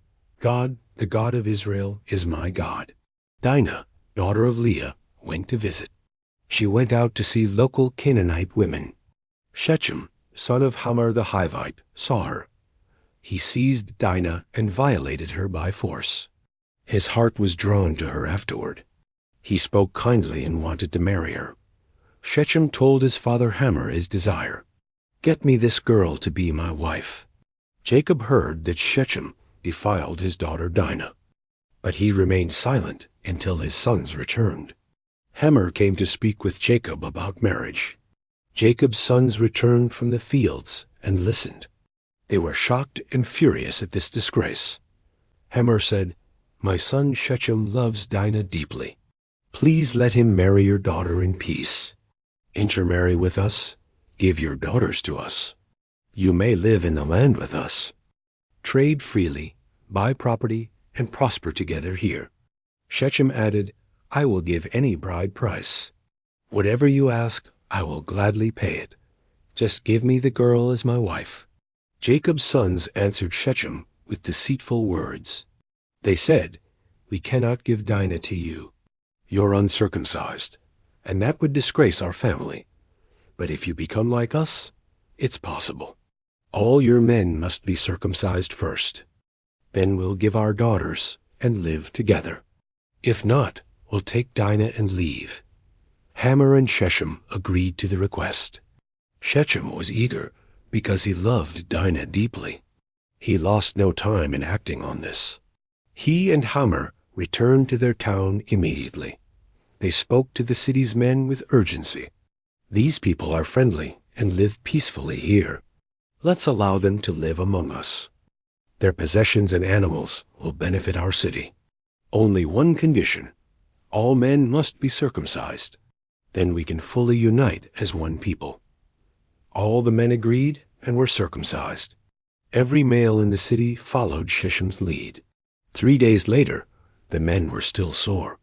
Simeon and Levi took their swords and attacked. They killed every male in the entire city. They killed Hamor and Shechem by the sword. Then they rescued Dinah from Shechem's house. Jacob's sons looted the city they had slain. They took sheep, cattle, and donkeys as plunder. Everything in the city and fields was taken. They carried off all the women and children. They took everything valuable from every household. Jacob was shocked by Simeon and Levi's violence. "You have brought trouble upon me," he said. "The Canaanites may unite and destroy us all." They replied, "Should our sister be treated like this?" God said to Jacob, "Go to Bethel. Live there and build me an altar. Remember, I appeared when you fled from Esau." Jacob told his household to purify themselves. "Get rid of foreign gods among you all. Change your clothes and prepare to meet God. We are going to Bethel without delay. There I will build an altar to God. He answered me when I was in distress. He's been with me wherever I have gone." They gave Jacob all the foreign gods. They also gave him the earrings they wore. Jacob buried them under the oak near Shechem. They journeyed, and God sent terror around them. No one dared pursue Jacob and his family. Jacob arrived safely at Luz, also called Bethel. He built an altar and honored the Lord. He called the place El Bethel, meaning God's house. God had appeared to him there before. Deborah, Rebekah's nurse, died and was buried there. They named the oak tree Alon-Bakuth, weeping oak. God appeared to Jacob again in Bethel. He blessed him and spoke these words clearly: "Your name is Jacob, but now it's Israel, and nation and kings will come from you. I give you the land I gave Abraham. It will belong to your descendants forever." Then God went up from him at Bethel. Jacob set up a stone pillar at that spot. He poured out a drink offering on the stone. He also poured oil on top of it. Jacob named the place Bethel once again. Then they left Bethel and moved onward south. While still some distance from Ephrath, Rachel began labor. Her labor was hard and very painful. During childbirth, the midwife encouraged her with hope. "Do not fear. You have another son." As Rachel breathed her final breath, she named him. She called him Benoni, meaning son of sorrow. But Jacob renamed him Benjamin, son of the right hand. Rachel died and was buried on the way. Jacob set up a stone marker on her grave. It stands there to this very day. They continued traveling beyond Migdal Eder after mourning. While Israel was living in that land, Reuben went and slept with Bilhah, Rachel's servant. Israel heard about it and was deeply grieved. Jacob had 12 sons in total by then. Leah's sons were Reuben, Simeon, Levi, Judah, Issachar, Zebulun. Rachel's sons were Joseph and Benjamin, born last. Bilhah bore Dan and Naphtali to Jacob. Zilpah bore Gad and Asher to him too. These were Jacob's sons born in Paddan Aram. Jacob returned home to his father Isaac. Isaac was living in Mamre, near Hebron. That's where Abraham and Isaac had also stayed. Isaac lived a full life, 180 years. He died and was gathered to his people. Esau and Jacob buried him in the land. This is the account of Esau's family. Esau, also called Edom, took wives from Canaan. He married Adah, daughter of Elon the Hittite, also Oholibamah, daughter of Anah the Hivite, and Basemath, daughter of Ishmael, sister of Nebaioth. Adah bore Esau a son named Eliphaz. Basemath gave birth to Reuel, Esau's son. Oholibamah bore Jush, Jalam, and Korah to Esau. Esau moved his family to another region. He left Canaan for the hill country. The land couldn't support both Jacob and Esau. Their possessions and flocks had become too great. Esau settled in the land called Seir. Esau is the father of the Edomites there. This is the genealogy of Esau's descendants. Eliphaz, son of Adah, had several children. They were Tan, Omar, Zepho, Gatam, and Kenaz. Eliphaz had a concubine named Timnah. She gave birth to Amalek, ancestor of Amalekites. These were grandsons of Esau through Adah. Reuel, son of Basemath, had 4 sons. They were Nahath, Zerah, Shammah, and Mizah. These became Edomite leaders and tribal chiefs. Oholibamah's sons were Jush, Jalam, and Korah.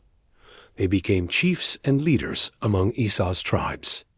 These are the chiefs descended from Esau's sons. Eliphaz's chiefs, Ten, Omar, Zepho, Kenaz, and Korah. Also Gatam and Amalek, all Edomite chiefs. Reuel's chiefs, Nahath, Zerah, Shammah, and Mizah. These leaders came from Basemath, Esau's wife. Oholibamah's chiefs were Jush, Jalam, and Korah.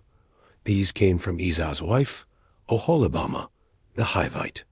All these were Edomite chiefs from Esau. He is the father of Edom in Seir. These are the sons of Seir the Horite. They lived in the land before Esau. Seir's sons were Lotan, Shobal, Zibeon, Anah, Disan, Ezer, and Dishan, Horite chiefs. Lotan's sons were Hori and Hemam. Timnah, Lotan's sister, was also named. Shobal's sons were Alvan, Manahath, Ebal, Shepho, and Onam, all tribal leaders. Zibeon's sons were Aiah and Anah. Anah discovered hot springs in the desert. Anah's daughter Oholibamah later married Esau. Dishan's sons were Hemdan, Eshban, and Keran. Ezer's sons were Bilhan, Zavan, and Achan. Dishan's sons were Uz and Aaron. These are the chiefs from the Horites: Lotan, Shobal, Zibeon, Anah, Disan, Ezer, and Dishan. They were tribal rulers in Seir's land. These are the kings who ruled Edom. They ruled before any king in Israel. Bela, son of Beah, ruled in Edom. His city was named Dinhabah in the land. When Bela died, Jabab succeeded him as king. Jabab was the son of Zerah from Basra. Husham from Teman succeeded Jabab as king. Hadad of Avith replaced Husham after his death. Hadad defeated Midian in Moab's countryside. Samlah from Masrekah succeeded Hadad as king. Shaul from Rehoboth succeeded Samlah in Edom. Baal-Hanan from Akbor became king after Shaul. Hadad succeeded Baal-Hanan as final Edomite king. His city was Po, and his wife's name was Mehetabel, daughter of Matred, granddaughter of Mezahab. These were the Edomite tribal chiefs by name: Timnah, Alva, Jephthah, Oholibamah, Elah, Penian, Kenaz, Tman, Mibzar, Magdiel, and Iram. These were Edom's chiefs by regions they ruled. This concludes the account of Esau's descendants. He is the father of Edom in Seir. Jacob lived in Canaan, the promised land. This is the story of Jacob's descendants. Joseph, 17 years old, tended flocks with brothers. He worked with Bilhah and Zilpah's sons. Joseph brought a bad report about them. Israel loved Joseph more than all his sons. Joseph was born to Jacob in old age. He gave Joseph a richly ornamented long robe. When his brothers saw their father's favoritism, they hated Joseph and couldn't speak kindly to him. Joseph had a dream and shared it eagerly. He said, "We were binding sheaves in field. My sheaf stood tall while yours bowed down." His brothers said, "Will you really rule over us?" They hated him even more for the dream. Joseph had another dream and told his brothers. He said, "The sun, moon, and stars bowed." He told this dream to Jacob and brothers. His father rebuked him for the bold vision. "Will your mother and I bow to you?" His brothers were jealous, but Jacob pondered the dream. One day, Jacob sent Joseph to find them. His brothers were grazing near Shechem in Canaan. Joseph wandered until a man found and guided him. He told him they moved on to Dothan. Joseph went after them and found them there. His brothers saw him coming from a distance. They plotted to kill him before he arrived. They said, "Here comes that dreamer again. Let's kill him and throw him in a pit. Then say a wild animal devoured him alive. We'll see what becomes of his foolish dreams." Reuben heard them and tried to rescue Joseph. He said, "Let's not kill our own brother. Shed no blood. Just throw him in this pit." Reuben planned to rescue Joseph and bring him back. When Joseph reached them, they stripped his robe off. They threw him into an empty, dry cistern. As they sat to eat, they saw travelers. Ishmaelite merchants were coming from Gilead to Egypt. Judah said, "Let's not kill him after all. What will we gain from spilling his blood? Let's sell him to the Ishmaelite traders instead." His brothers agreed and pulled Joseph from the pit. They sold him for 20 silver pieces that day. The traders took Joseph and continued toward Egypt. Reuben returned to the pit and found it empty. He tore his clothes and cried out in sorrow. He said, "The boy is gone. What now?" They took Joseph's robe and slaughtered a goat. They dipped the robe in the animal's blood. They brought it to Jacob and said, "Look, we found this. Is it Joseph's special robe?" Jacob recognized it and cried out in grief, "A wild animal has devoured my precious son." Joseph must have been torn to pieces horribly.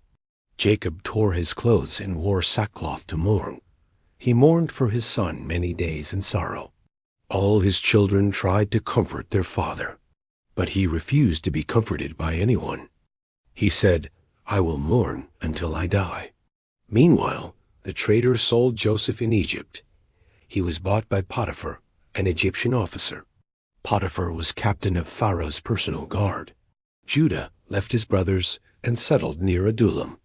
There he married a Canaanite woman named Shua. They had 3 sons, Ah, Onan, and Shelah. Judah arranged for Ar to marry Tamar, but El was wicked, so the Lord killed him. Then Judah told Onan to fulfill his duty. Onan was to produce offspring for his brother, but Onan spilled his seed on the ground. The Lord was displeased and killed Onan too. Judah was afraid to give Tamar his son Shelah. He told Tamar to wait until Shelah grew. Tamar waited, but Shelah did not marry her. Tamar decided to take matters into her own hands. She disguised herself as a prostitute and waited. Judah saw her and did not recognize her. He approached and asked to sleep with her. She asked for a pledge until payment came. Judah gave her his seal, cord, and staff. Later, Tamar was found to be pregnant. Judah wanted her burned for prostitution.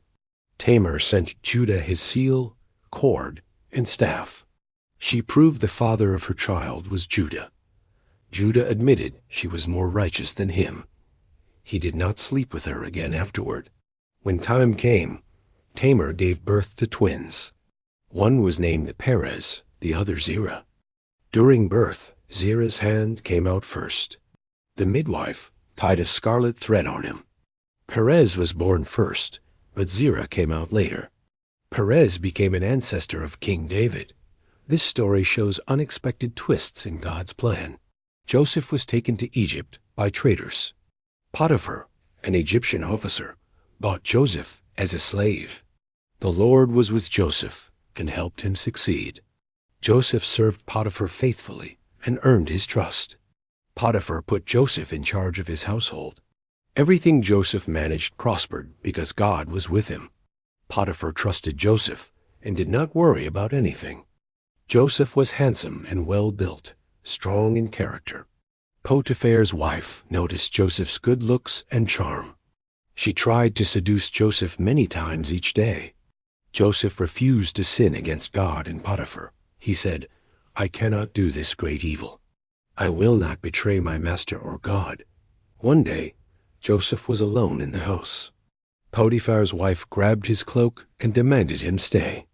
Joseph ran away, leaving his cloak in her hand. She lied and told Potiphar Joseph tried to attack her. Potiphar was angry, but wanted to hear Joseph's side. Joseph was thrown into prison by Potiphar's order. The Lord was with Joseph even in prison. He showed Joseph kindness and gave him favor. Joseph found favor with the prison warden quickly. The warden put Joseph in charge of the prisoners. Joseph managed everything and made things succeed. 2 of Pharaoh's servants were imprisoned with Joseph. They were the chief cupbearer and the chief baker. Both had troubling dreams while in prison. Joseph asked them to tell their dreams. He said, "I will interpret your dreams by God's help." The cupbearer told his dream first. He dreamed of a vine with 3 branches. The branches blossomed and ripened grapes.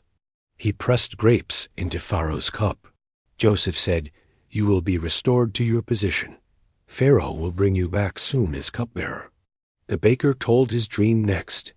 He dreamed of 3 baskets on his head. Birds ate bread from the top basket. Joseph said, "You will be executed soon. Pharaoh will hang you on a tree." Joseph asked the cupbearer to remember him kindly. "Please mention me to Pharaoh when you return." The cupbearer promised to help Joseph. Days later, Pharaoh restored the cupbearer. But the cupbearer forgot Joseph. Joseph stayed in prison, trusting God's plan. The Lord was with Joseph and helped him. Everything Joseph did succeeded because of God. Sometime later, Pharaoh's chief cupbearer and baker offended Pharaoh, and they were thrown into prison with Joseph. Joseph was put in charge of them by the captain of the guard, and he served them faithfully, caring for their needs. One night, both men had troubling dreams, so Joseph saw they were upset and asked why. The cupbearer spoke first and told his dream. He dreamed he held 3 grapevines in his hand, which blossomed and ripened grapes quickly. He pressed the grapes into Pharaoh's cup. Joseph explained the meaning carefully, saying the 3 branches mean 3 days from now. Pharaoh will restore the cupbearer to his position, and he will return him to serve as cupbearer again. Then the baker told his dream sadly. He dreamed he carried 3 baskets on his head, and birds came and ate bread from the top basket. Joseph said the dream meant the baker's death was near, and Pharaoh would hang him on a tree in 3 days. Joseph asked the cupbearer to remember him kindly and to please mention him to Pharaoh, hoping to leave prison and serve again. The cupbearer promised to help Joseph when free, but after restoration, he forgot Joseph completely. Joseph stayed in prison, trusting God's plan patiently, while the Lord was with him and blessed his work. Joseph found favor with the prison warden quickly, and he was put in charge of all prisoners. Everything Joseph managed prospered greatly because of God. 2 full years later, Pharaoh had troubling dreams, but no one could interpret these strange and puzzling visions. The cupbearer finally remembered Joseph's gift, so he told Pharaoh about Joseph's skills. Pharaoh sent for Joseph from prison immediately, and Joseph was cleaned and dressed properly to meet Pharaoh. Pharaoh told Joseph his dreams carefully. He dreamed of 7 healthy cows by the Nile. Then 7 ugly, thin cows ate the healthy ones. He also dreamed of 7 full ears of grain, followed by 7 thin, scorched ears swallowing the healthy grain. Joseph listened carefully and prayed silently to God. Joseph explained Pharaoh's dreams with wisdom. The 7 healthy cows and ears mean 7 good years, and the 7 thin cows and ears means 7 years of famine. Joseph advised Pharaoh to store food during the good years, because the famine would be severe but could be survived. Pharaoh was impressed by Joseph's wisdom and insight, so he made Joseph ruler over all Egypt's land. Joseph became second only to Pharaoh. Joseph traveled across Egypt to collect and store grain, gathering food during 7 plentiful years wisely. When famine came, Joseph opened the stored grain, and people from all nations came to buy food. Joseph's brothers came from Canaan seeking grain, and they bowed before Joseph, not recognizing him at first. Joseph remembered his dreams and tested his brothers, accusing them of being spies and holding Simeon. Joseph demanded they bring Benjamin to prove honesty, so the brothers returned home to get Benjamin soon. They found money returned in their sacks mysteriously. Joseph prepared a feast for his brothers secretly. Benjamin was treated with special kindness and favor. Joseph's heart was moved, but he kept his identity hidden. The famine continued as God's plan unfolded perfectly, and Joseph remained faithful, serving God and his people. Joseph's story shows faith and God's perfect timing. His patience and trust brought blessings to many. Even in hardship, God was with Joseph always. Joseph's wisdom saved Egypt and his own family.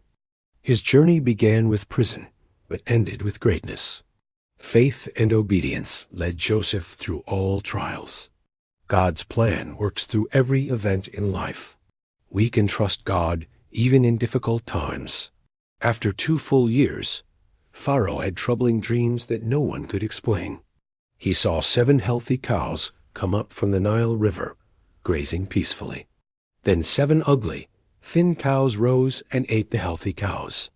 But the thin cows looked even worse after they ate the healthy ones.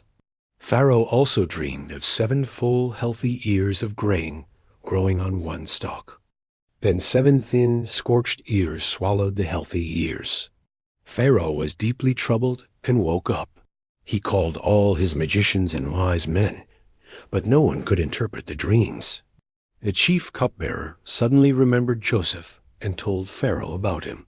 Pharaoh sent for Joseph quickly, and Joseph was brought from prison. Joseph was shaved and dressed in fine clothes before meeting Pharaoh. Pharaoh told Joseph his dreams, hoping for an explanation. Joseph said the dreams have the same meaning from God. The 7 healthy cows and ears means 7 years of plenty. The 7 thin cows and ears means 7 years of famine. Joseph said God is showing Pharaoh what he will do soon. Joseph advised Pharaoh to store grain during the good years. He explained this food would save Egypt during the famine years. Pharaoh was amazed and trusted Joseph's wisdom. Pharaoh made Joseph second in command over Egypt. Joseph was given Pharaoh's ring and fine clothes. Joseph traveled all over Egypt to collect and store grain. The good years passed, and the famine began. People from all over came to Egypt for food. Even Joseph's brothers came from Canaan to buy grain. Joseph recognized them, but did not reveal himself immediately. He tested their honesty and accused them of spying. Joseph kept Simeon hostage until the brothers returned with Benjamin. He secretly returned their money in their sacks. Joseph prepared a feast and showed kindness to Benjamin. His heart was full of emotion, but he kept his identity secret. The famine continued, but Joseph managed Egypt wisely. God's plan was unfolding perfectly through Joseph. Joseph's faith and obedience brought blessings to many. His story shows God's power and timing. Even in trials, God is with his people. Joseph saved his family and Egypt by trusting God. The end of Pharaoh's dreams marked a new beginning for Joseph. Faith, patience, and wisdom led Joseph through hardship to greatness. God's plan can turn suffering into blessing for those who trust him. Joseph's leadership saved Egypt from disaster and famine.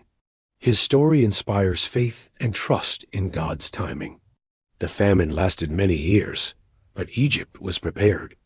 Joseph provided food and hope for many nations. His journey from prison to palace is remarkable. God's favor was clearly upon Joseph all along. Joseph's dreams had finally come true. He was reunited with his family in God's perfect time. Joseph's story is a powerful example of faith and perseverance. God's hand guided Joseph through every challenge. Joseph's life shows how God uses difficult times for good. We can trust God to work through our trials. Joseph's wisdom and faithfulness saved a nation. Pharaoh trusted Joseph completely, giving him great authority. Joseph's leadership was marked by God's blessing and success. He prepared Egypt for famine, saving countless lives. Joseph's family was preserved because of God's plan. God's promises were fulfilled through Joseph's obedience. Joseph remained humble despite his power and status. His story is a testament to God's faithfulness. We learn from Joseph to trust God in all circumstances. God's timing is perfect, even when we don't understand. Joseph's faith carried him through betrayal, prison, and exile. God raised Joseph up to save many people. His life encourages us to remain faithful and patient.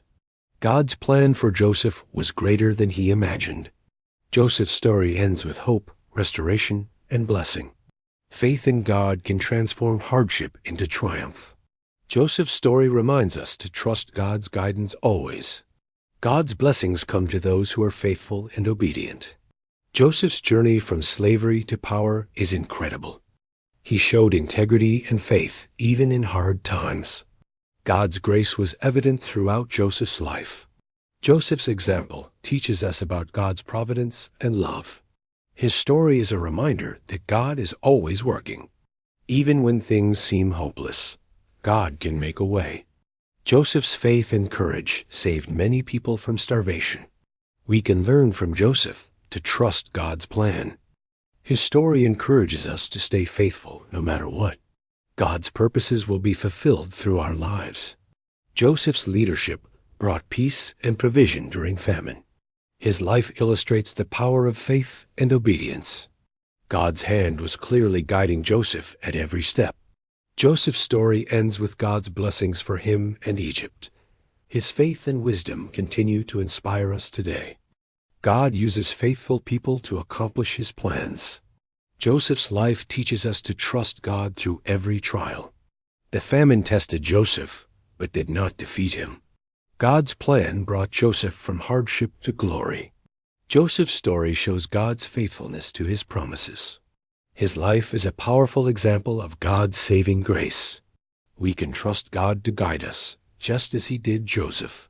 The famine was severe throughout the land of Canaan. Jacob heard that there was grain in Egypt, so he spoke to his sons. "Why do you just keep looking at each other?" he asked. "Go down to Egypt and buy some grain, so we may live and not die." 10 of Joseph's brothers went down to buy grain in Egypt. Jacob did not send Benjamin, fearing something might happen to him. The sons of Israel arrived in Egypt, among others, to buy food. Joseph was governor over the land and sold grain to everyone. His brothers came and bowed down before him with their faces to the ground. Joseph recognized his brothers, but they did not recognize him. He pretended to be a stranger and spoke harshly to them. "Where do you come from?" he asked them. They answered, "From the land of Canaan to buy food." Although Joseph knew who they were, he kept his identity hidden. Then he remembered the dreams he had about them long ago. "You are spies," he accused them. "You have come to see where the land is unprotected." "No, my lord," they replied. "Your servants have come to buy food. We are all sons of one man. We are honest men, not spies." But Joseph insisted, "No, you have come to see the land's weakness." They replied, "There were 12 of us, the sons of one man in Canaan. The youngest is with our father, and one is no more." Joseph said, "This is how I will test your story. You will not leave unless your youngest brother comes here. Send one of your number to get him, while the rest stay confined. That will prove your words and reveal if there is truth among you. If not, then as surely as Pharaoh lives, you are spies." He kept them in custody for 3 days. On the 3rd day Joseph said, "Do this, and you will live, for I fear God. If you are honest men, let one stay confined while the rest go. Take grain for your families, but bring your youngest brother to me. This will prove your words, and you will not die." They agreed and said to each other, "Surely we are being punished for our brother. We saw his distress when he pleaded with us, but we would not listen. That is why this trouble has come upon us." Reuben replied, "Did I not tell you not to sin against the boy? But you would not listen, and now we must give an account for his blood." They did not know Joseph understood them, since he used an interpreter. Joseph turned away from them and began to weep. When he returned, he chose Simeon and had him bound before their eyes. Joseph gave orders to fill their bags with grain and return their silver. He also gave them provisions for the journey, and they were loaded and sent off. At a resting place, one brother opened his sack to feed his donkey. He saw his silver in the mouth of the sack and was afraid. "My silver has been returned," he said. "Here it is in my sack." Their hearts sank, and they turned trembling to one another. "What is this that God has done to us?" they asked. When they returned to Canaan, they told Jacob all that happened. "The man who rules Egypt spoke harshly and accused us of spying. But we said we are honest men, not spies. We told him we were 12 brothers, sons of one father. One is no more, and the youngest is with our father in Canaan." Then the man said, "Bring your youngest brother to prove your honesty." He kept Simeon as a prisoner until we return with Benjamin. When they emptied their sacks, each man found his silver returned. They were all frightened, and Jacob was deeply distressed. "You have deprived me of my children," he cried out. "Joseph is gone, Simeon is gone, and now you want Benjamin. Everything is against me," Jacob said with sorrow. Reuben said to his father, "You may put my 2 sons to death if I do not bring him back. Entrust Benjamin to me, and I will bring him home safely." But Jacob said, "My son will not go down with you. His brother is dead, and he alone is left of his mother.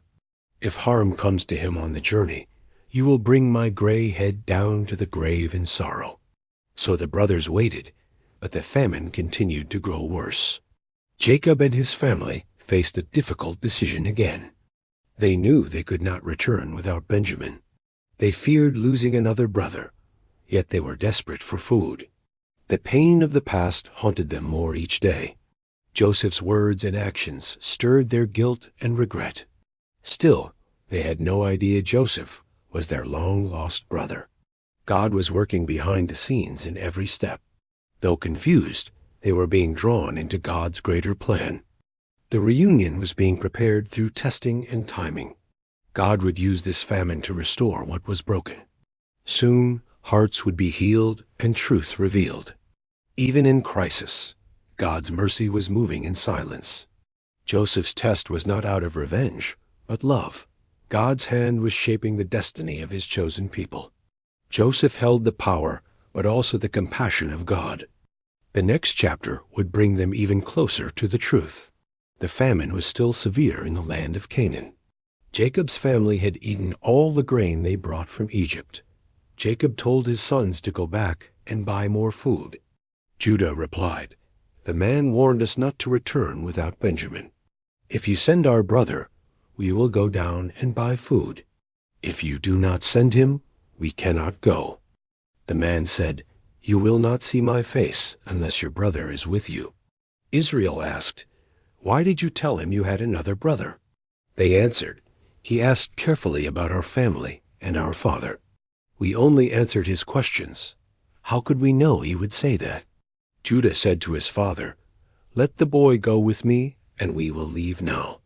We and our children will die if we delay any longer. I myself will guarantee his safety. Hold me responsible if I fail. If I do not bring him back, I will bear the blame forever."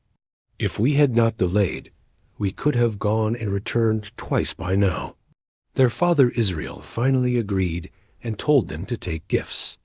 Take some balm, honey, spices, and myrrh, also some pistachio nuts and almonds.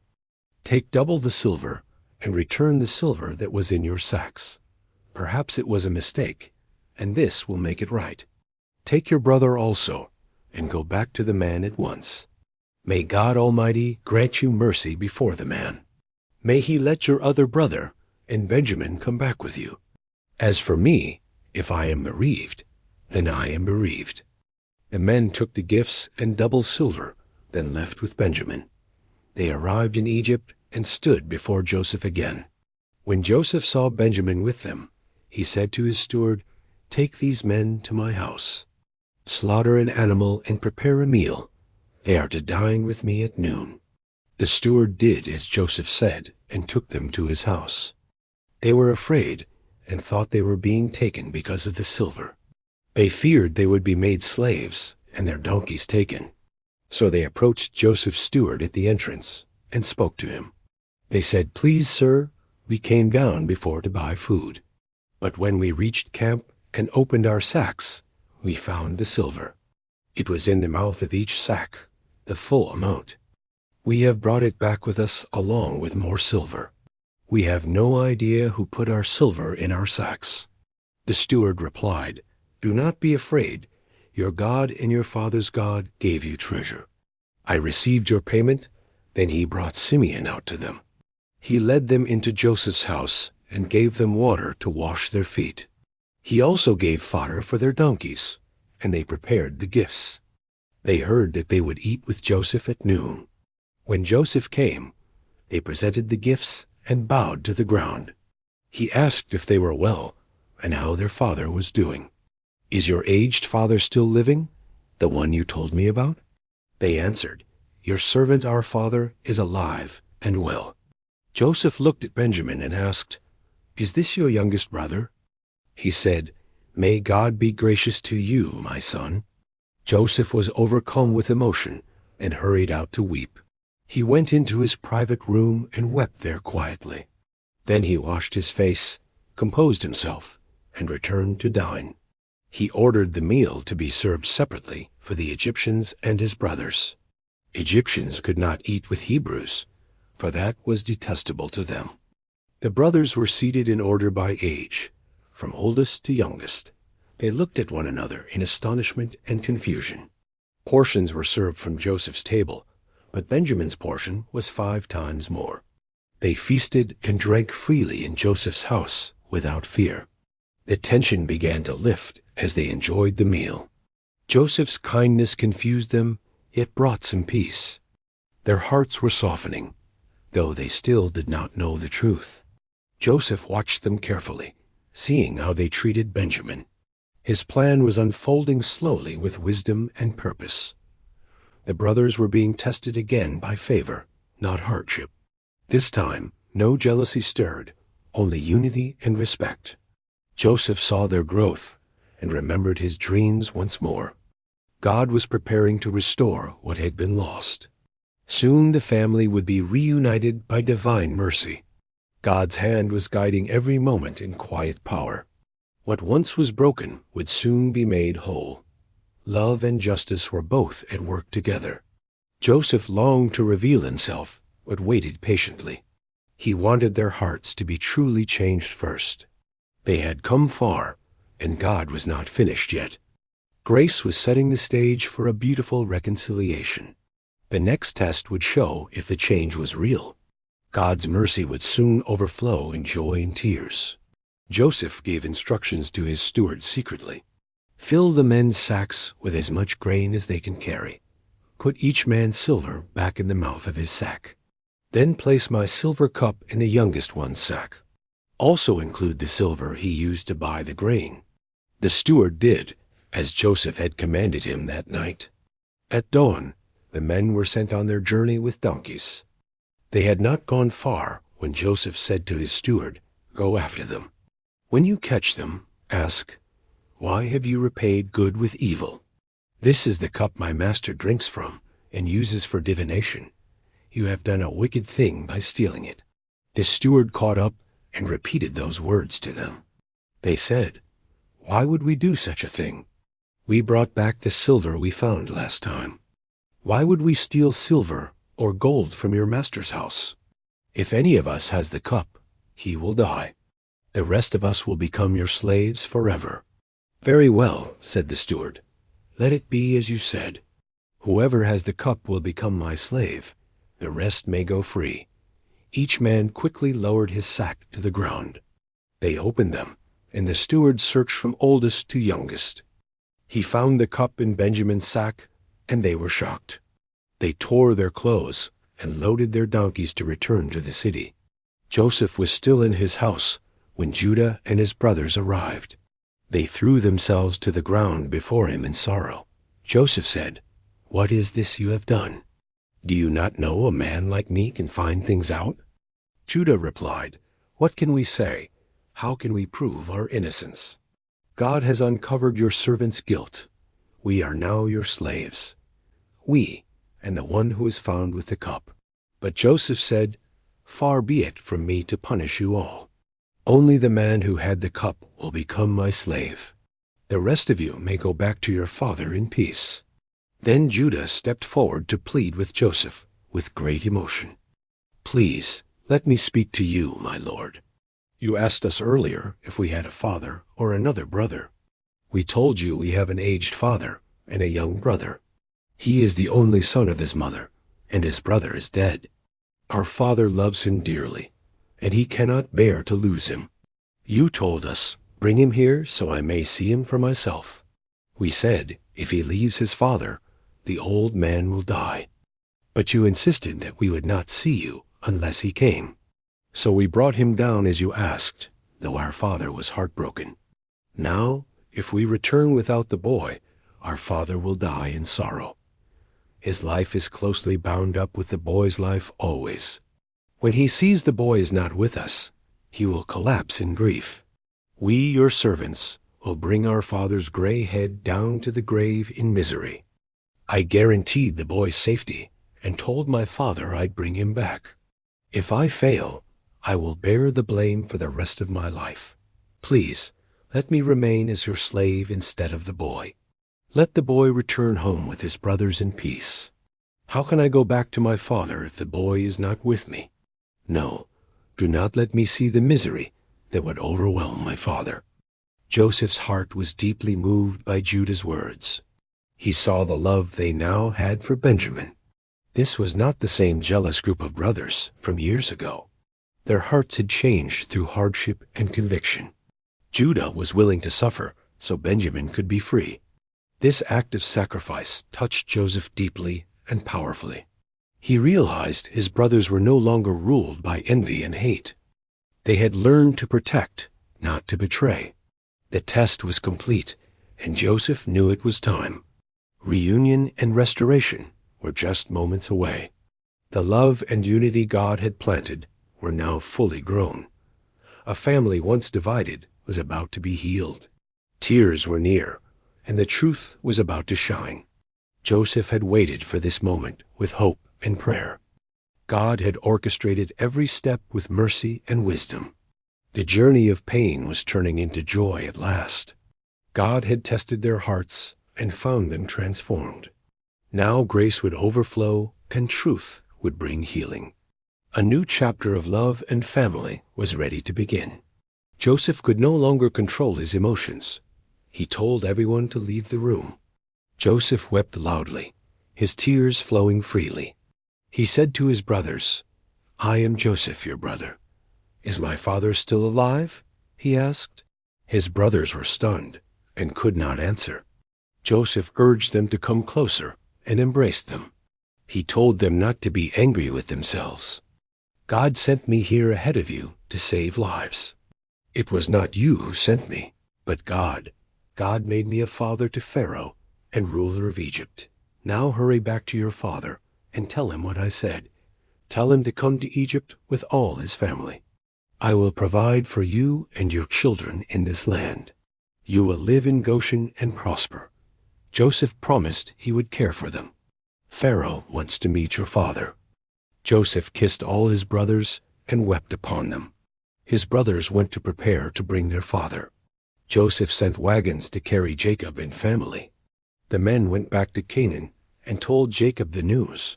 Jacob was amazed and refused to believe at first. When he saw the wagons, his spirit revived. Jacob said, "My son Joseph is still alive. God has taken away my sorrow and given me joy."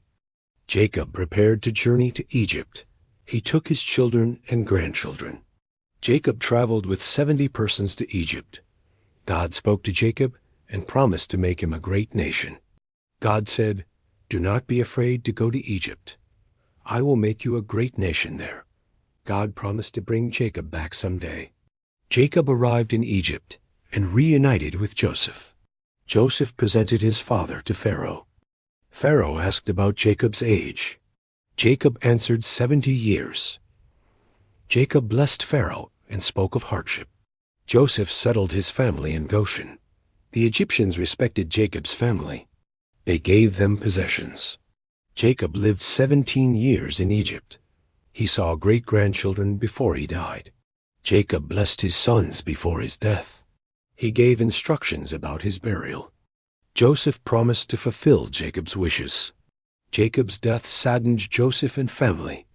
Joseph mourned deeply for his father. After mourning, Joseph reassured his brothers. He reminded them of God's plan. Joseph lived many years after his father died. He saw his grandchildren grow. Joseph reassured his brothers he would protect them. Joseph died at 110 years. He asked that his bones be carried to Canaan. Joseph's faith in God remained strong. The chapter shows God's faithfulness. Joseph's reunion with family fulfilled dreams. God used Joseph's hardships for good. Israel's family was preserved. The chapter ends with hope. Joseph's story teaches forgiveness. God guided every step. God blessed Jacob's descendants. Promises made to Abraham were fulfilled. God's covenant remained unbroken. Israel prepared for their future. Joseph's leadership saved Egypt and family. God's plan worked through hardships. The chapter reminds us of God's faithfulness. God works all things for good. Joseph's life shows God's grace. God's love and justice are clear. Family reunited and ready for new beginnings. God's promises give hope. The chapter closes with peace and blessing. Joseph's legacy lived on. God's plan was fulfilled. Trust God's providence. God brings good from evil. Joseph's story inspires faith. The reunion marked a new chapter. God's faithfulness is clear. Joseph's forgiveness healed family. The chapter ends with joy. God's purpose in suffering is shown. The story encourages trust in God. Joseph shows God's power to save. God's promises give strength. The chapter affirms God's control. Story ends with blessings. Joseph's faithfulness rewarded. Power of forgiveness shown. God's grace in every moment. Story points to salvation. Joseph's life foreshadows God's plan. The chapter is testimony to love. Joseph's story encourages hope. God's faithfulness comforts. The chapter ends with blessing. Israel set out with all he had and came to Beersheba to worship God. He offered sacrifices to the God of Isaac, and God spoke to him in visions that night. "Jacob, Jacob," he said from the heavens. "Here I am," Jacob answered with humility. "Do not be afraid to go to Egypt. I will make you a great nation there. I will go down to Egypt with you, and I will surely bring you back again. Joseph will close your eyes when you die." Jacob left Beersheba with his sons and families. They carried him in wagons from Pharaoh. All their wives, children, and livestock went too. Jacob took all his descendants to Egypt. These are the names of Israel's family line. Reuben, Simeon, Levi, and Judah went first. Then Issachar, Zebulun, and Gad came along. Asher, Dan, and Naphtali followed behind them. Benjamin, Joseph's brother, also joined the journey. Each son brought their own sons and daughters. All of them entered Egypt together as one. The total number from Jacob's line was 70. Judah was sent ahead to meet Joseph. Joseph came in his chariot to greet him. He threw his arms around his father and wept for a long time on him. "Now I can die," Israel said through tears, "because I have seen your face again." Joseph said he would speak with Pharaoh to tell him his family had arrived. They were shepherds with flocks and herds. They had brought everything from Canaan to Egypt. When Pharaoh calls and asks about your trade, say you have tended livestock from your youth, that you may dwell in Goshen in peace. Joseph went to Pharaoh and reported everything clearly. He introduced 5 of his brothers to Pharaoh. Pharaoh asked about their work and experience. They said they were shepherds like their ancestors. They asked to stay in the land of Goshen. Pharaoh said they may settle in the best land. Let them manage my livestock if they are skilled. Then Joseph brought his father to meet Pharaoh. Jacob blessed Pharaoh and stood before him. Pharaoh asked, "How many years have you lived?" Jacob replied, "The years of my life are hard. I have lived 130 years total. My years were fewer and more difficult than theirs." Jacob blessed Pharaoh again and left the palace. Joseph gave his father and brothers property in Goshen. He provided food for them during the famine. No food was in Egypt during that time. The famine had become very severe in the land. People gave money to buy food from Joseph. When money failed, they traded livestock for grain. The next year they offered their land and bodies. They said, "Buy us and our land for food." Joseph bought all Egyptian land for Pharaoh's name. People became servants across all of Egypt's territory. Joseph moved them into cities to distribute food equally. Only the land of the priests was not sold. Pharaoh gave priests a fixed allowance for survival. Joseph told the people, "I bought you and land. Here is seed, plant your fields this year. 1/5 will go to Pharaoh at harvest. 4/5 are yours to keep and eat." They replied, "You have saved our lives again. We are grateful to be Pharaoh's servants now." Joseph made the law permanent in all Egypt. 1/5 belonged to Pharaoh by his right. Only the priest's land remained Pharaoh's exception. So Israel settled in Egypt in Goshen safely. They acquired property and increased greatly in number. Jacob lived in Egypt for 17 more years. His total life reached 147 years. When the time came near for his death, he called Joseph and made him swear a vow. "Place your hand beneath my thigh for truth. Do not bury me in Egypt, I beg. Carry me out and bury me with them." Joseph promised to do as his father asked. "Swear to me," Jacob said one last time. Joseph swore, and Israel bowed at his bed. Joseph went and told Pharaoh about his family.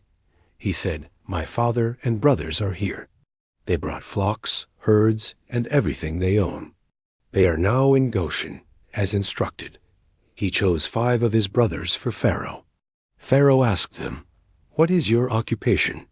They answered, We are shepherds like our fathers. We've come to stay. There's no pasture left. Please let us settle in Goshen temporarily." Pharaoh told Joseph, "Let them dwell in Goshen. If any are capable, make them livestock managers." Then Joseph brought his father before Pharaoh. Jacob blessed Pharaoh, standing old and frail. Pharaoh asked, "How old are you exactly?" Jacob replied, "I am 130 years. Few and difficult have been my days. I have not reached my father's lifespan." Jacob blessed Pharaoh again, then left his presence. Joseph gave his father and brothers property. He gave them land in Egypt's best region. They settled in the land of Rameses. Joseph provided food for all their households. Each one received according to family size. The famine grew worse across the land. Egypt and Canaan were wasting away together. People gave all their money to buy grain. When money was gone, they came to Joseph again. They said, "We'll die unless we sell livestock." Joseph accepted horses, flocks, cattle, and donkeys. He gave them food in exchange for animals. The next year, they returned once more. They said, "We have no money or livestock. Buy us and our land for Pharaoh's grain. We will become his servants in this famine." Joseph bought all Egyptian land for Pharaoh's name.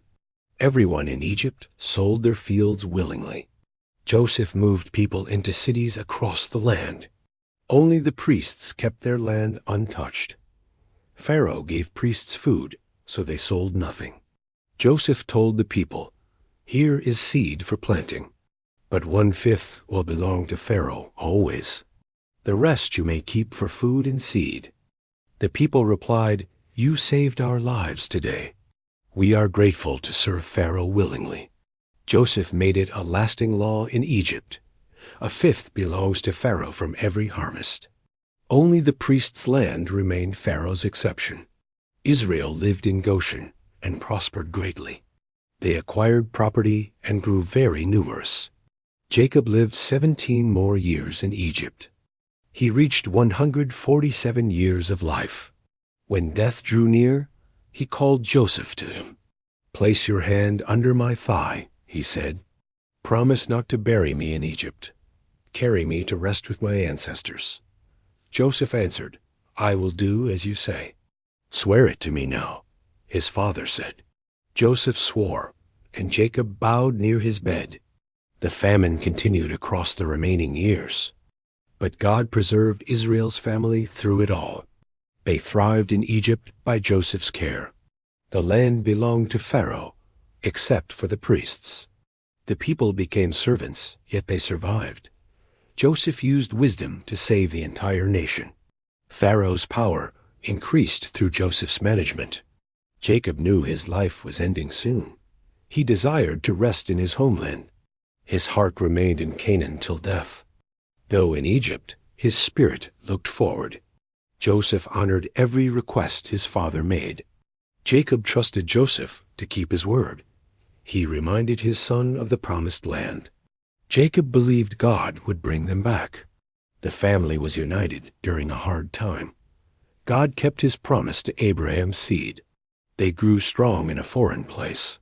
Joseph's leadership preserved both Egypt and Israel. The chapter closes with peace and preparation. Sometime later, Joseph was told his father was sick.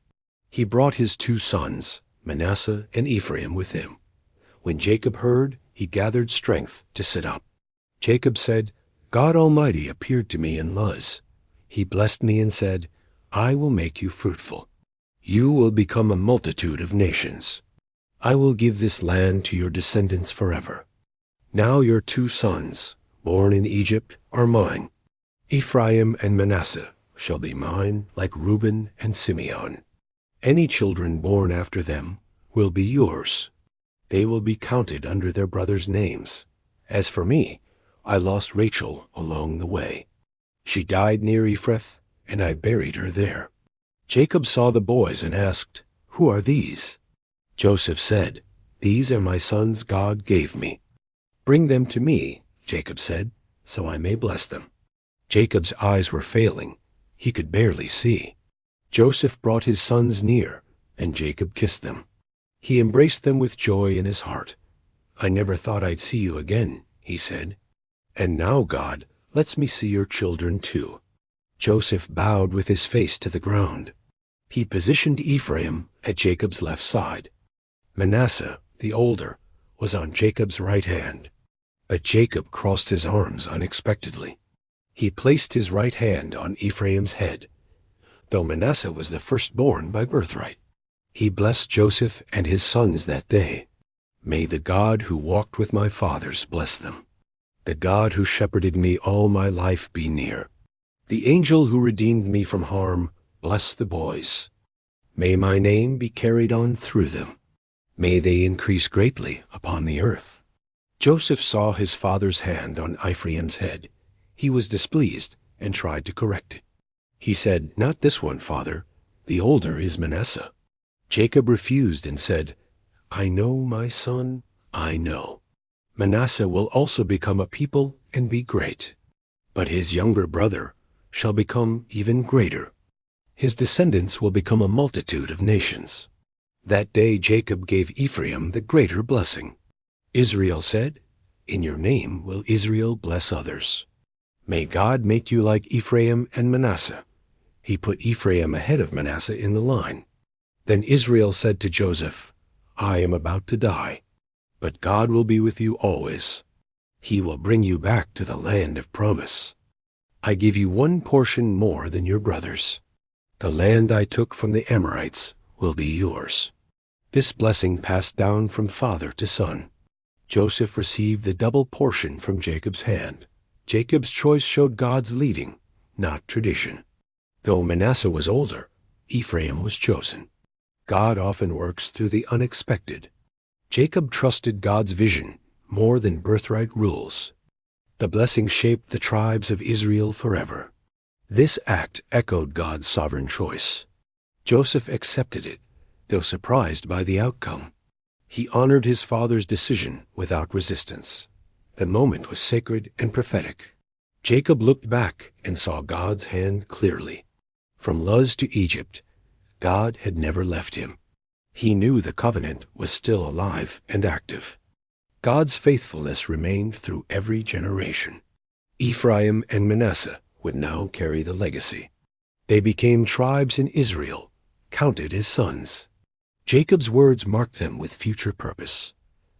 Though weak in body, Jacob's spirit was strong. His faith still burned at the end of his days. He believed in the land God promised long ago. He trusted his sons would return to Canaan. Even in Egypt, his heart belonged to God's promise.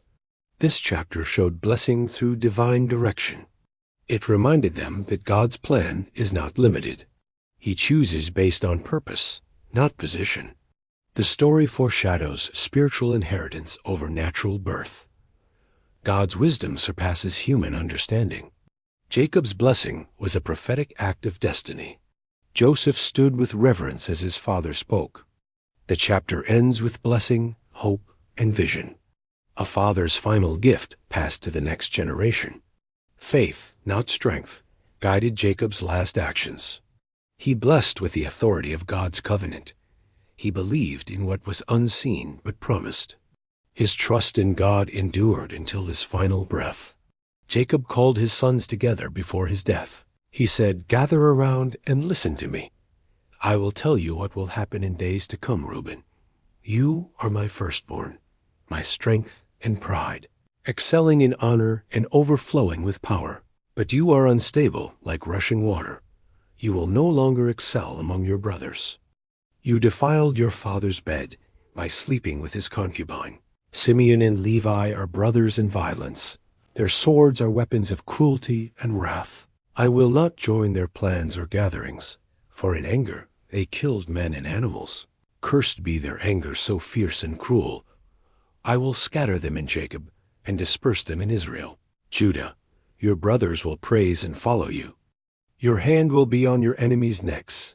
Your father's sons will bow down before you. Judah is a lion's cub rising in strength. He crouches and lies down like a lion. Who dares to rouse him once he rests? The scepter will not depart from Judah's line, nor the ruler's staff from between his feet, until the one comes to whom it belongs, and the obedience of nations shall be his. He ties his donkey to a fruitful vine. He washes his garments in wine like blood. His eyes are darker than wine in color. His teeth are whiter than milk and strong. Zebulun will live by the seashore with ships.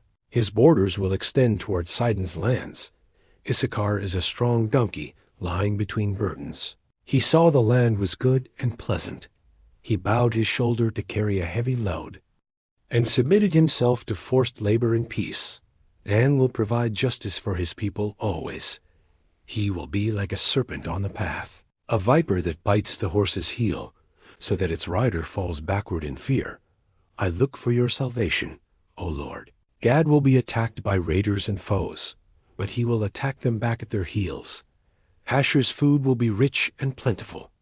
He will provide royal delicacies for kings. Naphtali is a doe set free in beauty. He bears beautiful words and swift in speech. Joseph is a fruitful vine near a spring. His branches climb over the wall with strength. Archers attacked him with hatred and arrows, but his bow remained steady and strong. His arm stayed limber by God's mighty hand. From the shepherd, the rock of Israel above. Because of your father's God who helps you, because of the Almighty who blesses you deeply, with blessings of heaven above and earth beneath, blessings of breasts and of the fertile womb. Your father's blessings are greater than mountains.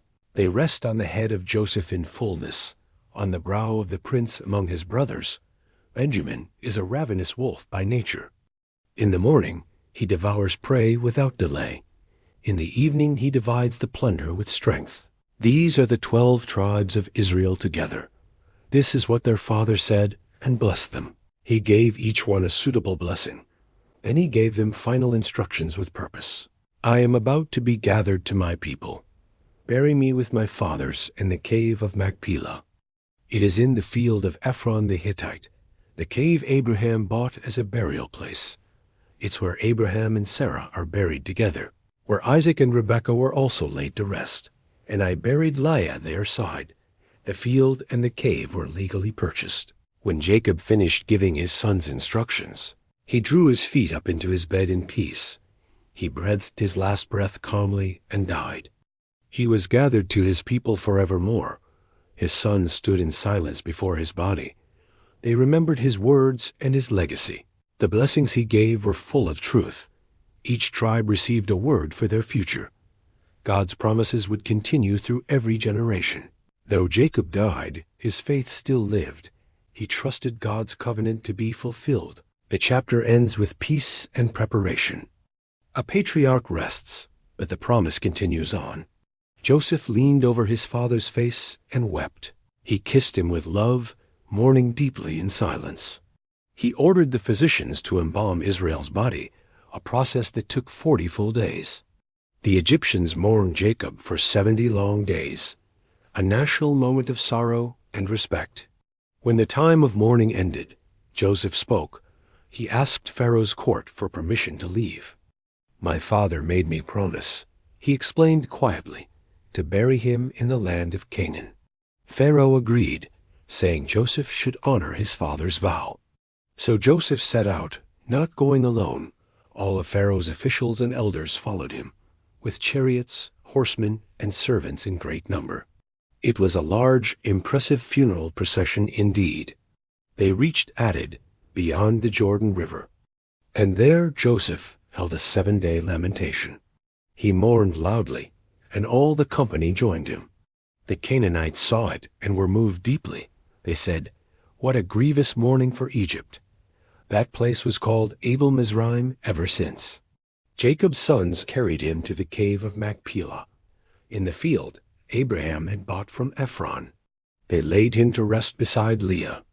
Near Abraham, Sarah, Isaac, and Rebekah too. Once buried, Joseph and the others returned to Egypt. Though the journey ended, tension still remained. Joseph's brothers began to worry in secret. Now that Jacob is gone, will Joseph strike? Will he repay us for all our sins? They sent him a message filled with sorrow. our father begged you to forgive your brothers. Please pardon our sins, they said with fear. When Joseph read this, he wept once more. His brothers came and bowed before him humbly. They said, "We are your servants, truly now." Joseph looked at them and calmed their fear. "Do not be afraid," he said with peace. "Am I in the place of God, really? You meant harm to me, but God redeemed it. He used it to save many lives, remember? So please do not fear. I will provide. You and your children will be safe with me." He spoke kindly to them and comforted them fully. Joseph remained in Egypt with his father's house. He lived to see many generations arise. Even Ephraim's great-grandchildren were born in his day. Machir's sons were raised upon Joseph's knees. His family grew strong, and his faith stronger. As his end drew near, he spoke again. "I am dying, but God will surely visit. He will bring you back to the promised land, the land sworn to Abraham, Isaac, and Jacob. So swear to me, you will take my bones. When God comes, carry me from this place." They promised, and Joseph smiled with peaceful hope. Then Joseph died at 110 years old. He was embalmed and placed in an Egyptian coffin. Yet even in death, his eyes looked forward. He knew this land was never truly theirs. God had more for them beyond the Nile. Joseph had trusted God through betrayal and prison, through famine and power, through loss and mercy. He forgave what others would have punished harshly. He saw purpose in every painful trial. He honored his father and led his family. He protected those who once betrayed him completely. His heart remained soft, even with a crown. He remembered God when others would forget. He ruled Egypt, but he belonged to Canaan. He knew one day they would rise again. They would leave slavery and walk into promise. So Joseph left them with hope, not fear, with faith, not revenge, and with peace. The chapter closes in Egypt, but not the story. Genesis ends with a coffin, yet not with death. The promise still breathes, waiting to be fulfilled, and the bones of Joseph would one day move. The book of Genesis shows us the power of God from the very beginning. It reveals his design, his promises, and his grace. From creation to the flood, from Abraham to Joseph, we see his hand at work. Every life, every trial, every moment leads to something greater. Genesis is not just history. It is the foundation of everything that follows. Thank you for watching the full journey through Genesis. If this video helped you understand the Bible better, please like, share, and subscribe. More Bible stories and complete chapters are coming soon. Stay blessed and continue walking in the Word.